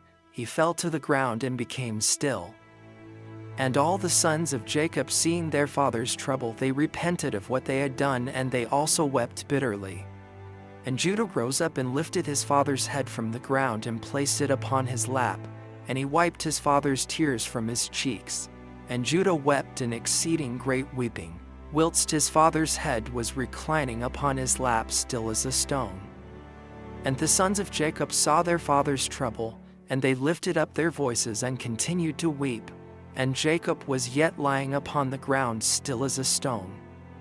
And all his sons, and his servants' children, rose up and stood around him to comfort him. And he refused to be comforted. And the whole household of Jacob rose up and mourned a great mourning on account of Joseph and their father's trouble. And the intelligence reached Isaac, the son of Abraham, the father of Jacob, and he wept bitterly on account of Joseph, he and all his household. And he went from the place where he dwelt in Hebron, and his men with him, and he comforted Jacob his son, and he refused to be comforted. After this Jacob rose up from the ground, and his tears were running down his cheeks. And he said unto his sons, Rise up, and take your swords and your bows, and go forth into the field, and seek whether you can find my son's body, and bring it unto me that I may bury it. Seek also, I pray you, among the beasts, and hunt them, and that which shall come the first before you seize, and bring it unto me. Perhaps the Lord will this day pity my affliction, and prepare before you that which did tear my son in pieces, and bring it unto me, and I will avenge the cause of my son. And his sons did as their father had commanded them, and they rose up early in the morning, and each took his sword and his bow in his hand, and they went forth into the field to hunt the beasts. And Jacob was still crying aloud and weeping and walking to and fro in the house, and smiting his hands together, saying, Joseph my son, Joseph my son. And the sons of Jacob went into the wilderness to seize the beasts. And behold, a wolf came toward them, and they seized him, and brought him unto their father. And they said unto him, This is the first we have found, and we have brought him unto thee, as thou didst command us, and thy son's body we could not find. And Jacob took the beast from the hands of his sons, and he cried out with a loud and weeping voice, holding the beast in his hand, and he spoke with a bitter heart unto the beast, Why didst thou devour my son Joseph? And how didst thou have no fear of the God of the earth, or of my trouble for my son Joseph? And thou didst devour my son for naught, because he committed no violence, and didst thereby render me culpable on his account. Therefore God will require him that is persecuted. And the Lord opened the mouth of the beast in order to comfort Jacob with its words. And it answered Jacob and spoke these words unto him, As God liveth, who created us in the earth, and as thy soul liveth, my Lord, I did not see thy son, neither did I tear him to pieces, but from a distant land I also came to seek my son who went from me this day, and I know not whether he be living or dead. And I came this day into the field to seek my son, and your sons found me and seized me, and increased my grief, and have this day brought me before thee, and I have now spoken all my words to thee. And now therefore, O Son of Man, I am in thy hands, and do unto me this day as it seems good in thy sight. But by the life of God who created me, I did not see thy son, nor did I tear him to pieces, neither has the flesh of man entered my mouth all the days of my life. And when Jacob heard the words of the beast, he was greatly astonished, and sent forth the beast from his hand, and she went her way. And Jacob was still crying aloud and weeping for Joseph day after day, and he mourned for his son many days. Chapter 44. And the sons of Ishmael, who had bought Joseph from the Midianites, who had bought him from his brethren, went to Egypt with Joseph, and they came upon the borders of Egypt. And when they came near unto Egypt, they met 4 men of the sons of Midian, the sons of Abraham, who had gone forth from the land of Egypt on their journey. And the Ishmaelites said unto them, Do you desire to purchase this slave from us? And they said, Deliver him over to us. And they delivered Joseph over to them, and they beheld him, that he was a very comely youth. And they purchased him for 20 shekels. And the Ishmaelites continued their journey to Egypt, and the Midianim also returned that day to Egypt. And the Midianim said to each other, Behold, we have heard that Potiphar, an officer of Pharaoh, captain of the guard, seeketh a good servant who shall stand before him to attend him, and to make him overseer over his house, and all belonging to him. Now therefore come, let us sell him to him for what he may desire, if he be able to give unto us that which we shall require for him. And these Midianim went and came to the house of Potiphar, and said unto him, We have heard that thou seekest a good servant to attend thee. Behold, we have a servant that will please thee, if thou canst give unto us that which we may desire, and we will sell him unto thee. And Potiphar said, Bring him before me, and I will see him, and if he pleases me, I will give unto you that which you may require for him. And the Midianim went and brought Joseph and placed him before Potiphar. And he saw him, and he pleased him exceedingly. And Potiphar said unto them, Tell me what you require for this youth. And they said, 400 pieces of silver we desire for him. And Potiphar said, I will give it to you, if you bring me the record of his sale to you, and will tell me his history, for perhaps he may be stolen. For this youth is neither a slave nor the son of a slave, but I observe in him the appearance of a goodly and handsome person. And the Midianim went and brought unto him the Ishmaelites who had sold him to them, and they told him, saying, He is the slave, and we sold him to them. And Potiphar heard the words of the Ishmaelites in his giving the silver unto the Midianim, and the Midianim took the silver and went on their journey, and the Ishmaelites also returned home. And Potiphar took Joseph and brought him to his house that he might serve him. And Joseph found favor in the sight of Potiphar, and he placed confidence in him and made him overseer over his house, and all that belonged to him he delivered over it into his hand. And the Lord was with Joseph, and he became a prosperous man, and the Lord blessed the house of Potiphar for the sake of Joseph. And Potiphar left all that he had in the hand of Joseph, and Joseph was one that caused things to come in and go out, and everything was regulated by his wish in the house of Potiphar. And Joseph was 18 years old, a youth with beautiful eyes and of comely appearance, and like unto him was not in the whole land of Egypt. At that time whilst he was in his master's house, going in and out of the house and attending his master, Zelicah, his master's wife, lifted up her eyes toward Joseph, and she looked at him, and behold, he was a youth comely and well-favored. And she coveted his beauty in her heart, and her soul was fixed upon Joseph, and she enticed him day after day. And Zelicah persuaded Joseph daily, but Joseph did not lift up his eyes to behold his master's wife. And Zelicah said unto him, How goodly are thy appearance and form! Truly I have looked at all the slaves, and have not seen so beautiful a slave as thou art. And Joseph said unto her, Surely he who created me in my mother's womb created all mankind.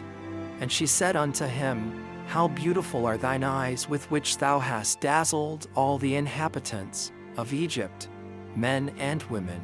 And he said unto her, How beautiful they are whilst we are alive, but shouldst thou behold them in the grave, surely thou wouldst move away from them. And she said unto him, How beautiful and pleasing are thy words! Take now, I pray thee, the harp which is in the house, and play with thy hands, and let us hear thy words. And he said unto her, How beautiful and pleasing are my words when I speak the praise of my God and his glory. And she said unto him, How very beautiful is the hair of thy head! Behold the golden comb which is in the house, take it, I pray thee, and curl the hair of thy head. And he said unto her, How long wilt thou speak these words? Cease to utter these words to me, and rise and attend to thy domestic affairs. And she said unto him, There is no one in my house, and there is nothing to attend to but to thy words and to thy wish. Yet notwithstanding all this she could not bring Joseph unto her, neither did he place his eye upon her, but directed his eyes below to the ground. And Zelicah desired Joseph in her heart that he should lie with her, and at the time that Joseph was sitting in the house doing his work, Zelicah came and sat before him, and she enticed him daily with her discourse to lie with her, or even to look at her, but Joseph would not hearken to her. And she said unto him, If thou wilt not do according to my words, I will chastise thee with the punishment of death, and put an iron yoke upon thee. And Joseph said unto her, Surely God who created man looseth the fetters of prisoners, and it is he who will deliver me from thy prison and from thy judgment. And when she could not prevail over him to persuade him, and her soul, being still fixed upon him, her desire threw her into a grievous sickness. And all the women of Egypt came to visit her, and they said unto her, Why art thou in this declining state, thou that lackest nothing? Surely thy husband is a great and esteemed prince in the sight of the king. Shouldst thou lack anything of what thy heart desireth? And Zelicah answered them, saying, This day it shall be made known to you, whence this disorder springs in which you see me. And she commanded her maidservants to prepare food for all the women, and she made a banquet for them, and all the women ate in the house of Zelicah. And she gave them knives to peel the citrons to eat them, and she commanded that they should dress Joseph in costly garments, and that he should appear before them. And Joseph came before their eyes, and all the women looked on Joseph, and could not take their eyes from off him. And they all cut their hands with the knives that they had in their hands, and all the citrons that were in their hands were filled with blood. And they knew not what they had done, but they continued to look at the beauty of Joseph, and did not turn their eyelids from him. And Zelicah saw what they had done, and she said unto them, What is this work that you have done? Behold, I give you citrons to eat, and you have all cut your hands. And all the women saw their hands, and behold, they were full of blood, and their blood flowed down upon their garments. And they said unto her, This slave in your house has overcome us, and we could not turn our eyelids from him on account of his beauty. And she said unto them, Surely this happened to you in the moment that you looked at him, and you could not contain yourselves from him. How then can I refrain when he is constantly in my house, and I see him day after day going in and out of my house? How then can I keep from declining or even from perishing on account of this? And they said unto her, The words are true, for who can see this beautiful form in the house and refrain from him? And is he not thy slave and attendant in thy house? And why dost thou not tell him that which is in thy heart, and sufferest thy soul to perish through this matter? And she said unto them, I am daily endeavoring to persuade him, and he will not consent to my wishes. And I promised him everything that is good, and yet I could meet with no return from him. I am therefore in a declining state, as you see. And Zelicah became very ill on account of her desire toward Joseph, and she was desperately lovesick on account of him. And all the people of the house of Zelicah and her husband knew nothing of this matter, that Zelicah was ill on account of her love to Joseph. And all the people of her house asked her, saying, Why art thou ill and declining, and lackest nothing? And she said unto them, I know not this thing which is daily increasing upon me. And all the women and her friends came daily to see her, and they spoke with her, and she said unto them, This can only be through the love of Joseph. And they said unto her, Entice him and seize him secretly. Perhaps he may hearken to thee and put off this death from thee. And Zelicah became worse from her love to Joseph, and she continued to decline till she had scarce strength to stand. And on a certain day Joseph was doing his master's work in the house, and Zelicah came secretly and fell suddenly upon him. And Joseph rose up against her, and he was more powerful than she, and he brought her down to the ground. And Zelicah wept on account of the desire of her heart toward him, and she supplicated him with weeping, and her tears flowed down her cheeks, and she spoke unto him in a voice of supplication, and in bitterness of soul, saying, Hast thou ever heard, seen, or known of so beautiful a woman as I am? Or better than myself, who speak daily unto thee, fall into a decline through love for thee, confer all this honor upon thee, and still thou wilt not hearken to my voice? And if it be through fear of thy master, lest he punish thee, as the king liveth, no harm shall come to thee from thy master through this thing. Now therefore pray listen to me, and consent for the sake of the honor which I have conferred upon thee, and put off this death from me. And why should I die for thy sake? And she ceased to speak. And Joseph answered her, saying, Refrain from me, and leave this matter to my master. Behold, my master knoweth not what there is with me in the house, for all that belongeth to him he has delivered into my hand. And how shall I do these things in my master's house?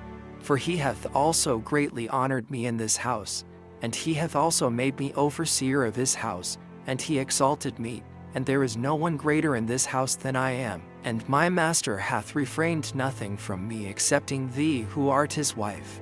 How then canst thou speak these words unto me? And how can I do this great evil and sin to God and to thy husband? Now therefore refrain from me, and speak no more such words as these, for I will not hearken to thy words. But Zelicah would not hearken to Joseph when he spoke these words unto her, but she daily enticed him to listen to her. And it was after this that the brook of Egypt was filled above all its sides, and all the inhabitants of Egypt went forth, and also the king and princes went forth with timbrels and dances, for it was a great rejoicing in Egypt, and a holiday at the time of the inundation of the sea Sihor, and they went there to rejoice all the day. And when the Egyptians went out to the river to rejoice, as was their custom, all the people of the house of Potiphar went with them. But Zelicah would not go with them, for she said, I am indisposed. And she remained alone in the house, and no other person was with her in the house. And she rose up and ascended to her temple in the house, and dressed herself in princely garments, and she placed upon her head precious stones of onyx stones, inlaid with silver and gold, and she beautified her face and skin with all sorts of women's purifying liquids, and she perfumed the temple and the house with cassia and frankincense. And she spread myrrh and aloes, and she afterwards sat in the entrance of the temple, in the passage of the house through which Joseph passed to do his work. And behold, Joseph came from the field and entered the house to do his master's work. And he came to the place through which he had to pass, and he saw all the work of Zelicah, and he turned back. And Zelicah saw Joseph turning back from her, and she called out to him, saying, What aileth thee, Joseph? Come to thy work, and behold, I will make room for thee until thou shalt have passed to thy seat. And Joseph returned and came to the house, and passed from thence to the place of his seat, and he sat down to do his master's work as usual. And behold, Zelicah came to him and stood before him in princely garments, and the scent from her clothes was spread to a distance. And she hastened and caught hold of Joseph in his garments, and she said unto him, As the king liveth, if thou wilt not perform my request, thou shalt die this day. And she hastened and stretched forth her other hand, and drew a sword from beneath her garments, and she placed it upon Joseph's neck. And she said, Arise and perform my request, and if not, thou diest this day. And Joseph was afraid of her at her doing this thing, and he rose up to flee from her. And she seized the front of his garments, and in the terror of his flight the garment which Zelicah seized was torn, and Joseph left the garment in the hand of Zelicah, and he fled and got out, for he was in fear. And when Zelicah saw that Joseph's garment was torn, and that he had left it in her hand and had fled, she was afraid of her life, lest the report should spread concerning her.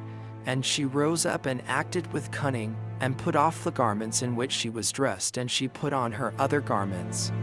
And she took Joseph's garment, and she laid it beside her, and she went and seated herself in the place where she had sat in her illness, before the people of her house had gone out to the river. And she called a young lad who was then in the house, and she ordered him to call the people of the house to her. And when she saw them, she said unto them with a loud voice and lamentation, See what a Hebrew your master has brought to me in the house, for he came this day to lie with me. For when you had gone out, he came to the house, and seeing that there was no person in the house, he came unto me and caught hold of me, with intent to lie with me. And I seized his garments and tore them, and called out against him with a loud voice. And when I had lifted up my voice, he was afraid of his life, and left his garment before me and fled. And the people of her house spoke nothing, but their wrath was very much kindled against Joseph. And they went to his master and told him the words of his wife.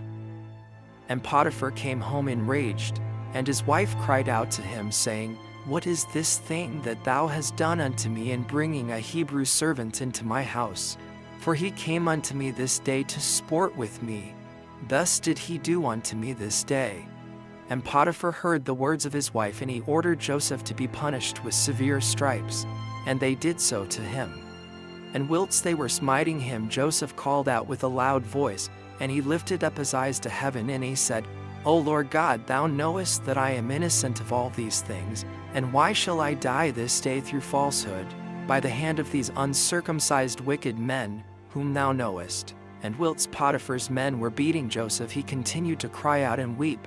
And there was a child there 11 months old, and the Lord opened the mouth of the child, and he spake these words before Potiphar's men who were smiting Joseph, saying, What do you want of this man, and why do you do this evil unto him? My mother speaketh falsely and uttereth lies.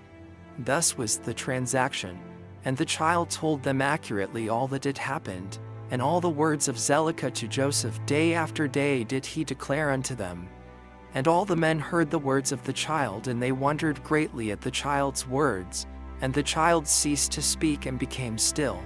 And Potiphar was very much ashamed at the words of his son, and he commanded his men not to beat Joseph any more, and the men ceased beating Joseph. And Potiphar took Joseph and ordered him to be brought to justice before the priests who were judges belonging to the king, in order to judge him concerning this affair. And Potiphar and Joseph came before the priests who were the king's judges, and he said unto them, Decide, I pray you, what judgment is due to a servant, for thus has he done. And the priests said unto Joseph, Why didst thou do this thing to thy master? And Joseph answered them, saying, Not so, my lords. Thus was the matter. And Potiphar said unto Joseph, Surely I entrusted in thy hands all that belonged to me, and I withheld nothing from me but my wife. And how couldst thou do this evil? And Joseph answered, saying, Not so, my lord. As the Lord liveth, and as thy soul liveth, my lord, the word which thou didst hear from thy wife is untrue, for thus was the affair this day. A year has elapsed to me since I have been in thy house. Hast thou seen any iniquity in me, or anything which might cause thee to demand my life? And the priest said unto Potiphar, Send, we pray thee, and let them bring before us Joseph's torn garment, and let us see the tear in it. And if it shall be that the tear is in the front of the garment, then his face must have been opposite to her, and she must have caught hold of him, to come to her. And with deceit did thy wife do all that she has spoken. And they brought Joseph's garment before the priests who were judges, and they saw, and behold, the tear was in the front of Joseph. And all the judging priests knew that she had pressed him. And they said, The judgment of death is not due to this slave, for he has done nothing. But his judgment is that he be placed in the prison house on account of the report, which, through him, has gone forth against thy wife. And Potiphar heard their words, and he placed him in the prison house, the place where the king's prisoners are confined. And Joseph was in the house of confinement 12 years. And notwithstanding this, his master's wife did not turn from him, and she did not cease from speaking to him day after day, to hearken to her. And at the end of 3 months Zelicah continued going to Joseph to the house of confinement day by day, and she enticed him to hearken to her. And Zelicah said unto Joseph, How long wilt thou remain in this house? But hearken now to my voice, and I will bring thee out of this house. And Joseph answered her, saying, It is better for me to remain in this house than to hearken to thy words, to sin against God. And she said unto him, If thou wilt not perform my wish, I will pluck out thine eyes, add fetters to thy feet, and will deliver thee into the hands of them whom thou didst not know before. And Joseph answered her and said, Behold, the God of the whole earth is able to deliver me from all that thou canst do unto me. For he opened the eyes of the blind, and looseth those that are bound, and preserveth all strangers who are unacquainted with the land. And when Zelicah was unable to persuade Joseph to hearken to her, she left off going to entice him. And Joseph was still confined in the house of confinement, and Jacob, the father of Joseph, and all his brethren who were in the land of Canaan still mourned and wept in those days on account of Joseph. For Jacob refused to be comforted for his son Joseph, and Jacob cried aloud and wept and mourned all those days. Chapter 45. And it was at that time in that year, which is the year of Joseph's going down to Egypt after his brothers had sold him, that Reuben the son of Jacob went to Timnah, and took unto him for a wife Eliuram, the daughter of Avi the Canaanite, and he came to her. And Eliuram the wife of Reuben conceived and bare him Hanok, Palu, Chetzron, and Carmi, 4 sons. And Simeon his brother took his sister Dinah for a wife, and she bare unto him Memuel, Yamin, Ohad, Yakhin, and Zochar, 5 sons. And he afterward came to Bunah the Canaanitish woman, the same is Bunah whom Simeon took captive from the city of Shechem. And Bunah was before Dinah and attended upon her. And Simeon came to her, and she bare unto him Saul. And Judah went at that time to Idulam, and he came to a man of Abjulam, and his name was Hira. And Judah saw there the daughter of a man from Canaan, and her name was Eliath, the daughter of Shua. And he took her and came to her. And Eliath bare unto Judah Ornan, and Shiloh, 3 sons. And Levi and Issachar went to the land of the east, and they took unto themselves for wives the daughters of Jobab the son of Yoktan, the son of Eber. And Jobab the son of Yoktan had 2 daughters. The name of the elder was Adinah, and the name of the younger was Aridah. And Levi took Adinah, and Issachar took Aridah. And they came to the land of Canaan to their father's house. And Adinah bare unto Levi Gershon, Kehath, and Merari, 3 sons. And Aridah bare unto Issachar Tola, Puvah, Job, and Shomron, 4 sons. And Dan went to the land of Moab and took for a wife Ophlalith, the daughter of Chamudon, the Moabite, and he brought her to the land of Canaan. And Ophlalith was barren, she had no offspring, and God afterward remembered Ophlalith the wife of Dan, and she conceived and bare a son, and she called his name Chushim. And Gad and Naphtali went to Haran, and took from thence the daughters of Amiram, the son of Uz, the son of Nahor, for wives. And these are the names of the daughters of Amiram. The name of the elder was Marima, and the name of the younger was Uzith. And Naphtali took Marima, and Gad took Uzith, and brought them to the land of Canaan to their father's house. And Marima bore unto Naphtali Yuxeel, Gunai, Jazer, and Shalem, 4 sons. And Uzith bare unto Gad Ziphion, Shagi, Shunai, Asbon, Eri, of Rodai, and Orawe, 7 sons.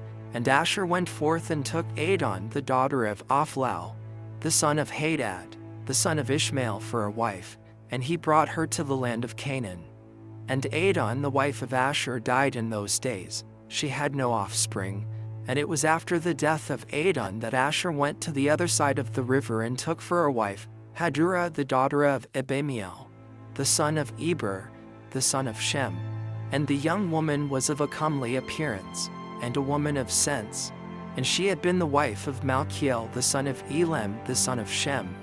And Hadurah bare a daughter unto Malchiel, and he called her name Sirach, and Malchiel died after this. And Hadurah went and remained in her father's house. And after the death of the wife of Asher, he went and took Hadurah for a wife, and brought her to the land of Canaan.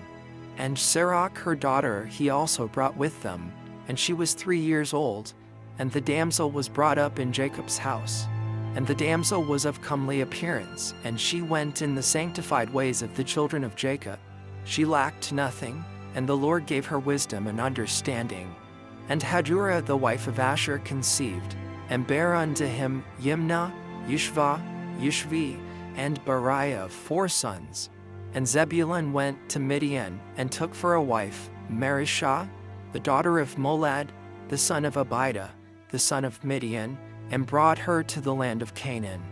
And Marishah bare unto Zebulun Serad, Elon, and Yechleel, 3 sons. And Jacob sent to Aram, to the son of Yobah, the son of Tirach. And he took for his son Benjamin Michaliah, the daughter of Aram, and she came to the land of Canaan to the house of Jacob.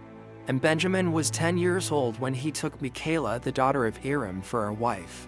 And Michaliah conceived and bare unto Benjamin Bela, Becher, Ashbal, Gera, and Naaman, 5 sons. And Benjamin went afterward and took for her wife Arabah, the daughter of Shamron, the son of Abraham, in addition to his first wife, and he was 18 years old. And Arabah bare unto Benjamin Achi, Vash, Mupim, Shupim, and Ord, 5 sons. And in those days Judah went to the house of Shem and took Tamar the daughter of Elam, the son of Shem, for a wife for his firstborn Er. And Er came to his wife Tamar, and she became his wife. And when he came to her, he outwardly destroyed his seed, and his work was evil in the sight of the Lord, and the Lord slew him. And it was after the death of Er, Judah's firstborn, that Judah said unto Onan, Go to thy brother's wife and marry her as the next of kin, and raise up seed to thy brother. And Onan took Tamar for a wife, and he came to her. And Onan also did like unto the work of his brother, and his work was evil in the sight of the Lord, and he slew him also. And when Onan died, Judah said unto Tamar, Remain in thy father's house until my son Shiloh shall have grown up. And Judah did no more delight in Tamar to give her unto Shiloh, for he said, Peradventure, he will also die like his brothers. And Tamar rose up and went and remained in her father's house, and Tamar was in her father's house for some time. And at the revolution of the year, Eliath, the wife of Judah, died, and Judah was comforted for his wife. And after the death of Eliath, Judah went up with his friend Hira to Timnah to shear their sheep. And Tamar heard that Judah had gone up to Timnah to shear the sheep, and that Shiloh was grown up, and Judah did not delight in her. And Tamar rose up and put off the garments of her widowhood, and she put a veil upon her, and she entirely covered herself. And she went and sat in the public thoroughfare, which is upon the road to Timnah. And Judah passed and saw her, and took her, and he came to her. And she conceived by him, and at the time of being delivered, behold, there were twins in her womb. And he called the name of the first Perez, and the name of the second Zerah.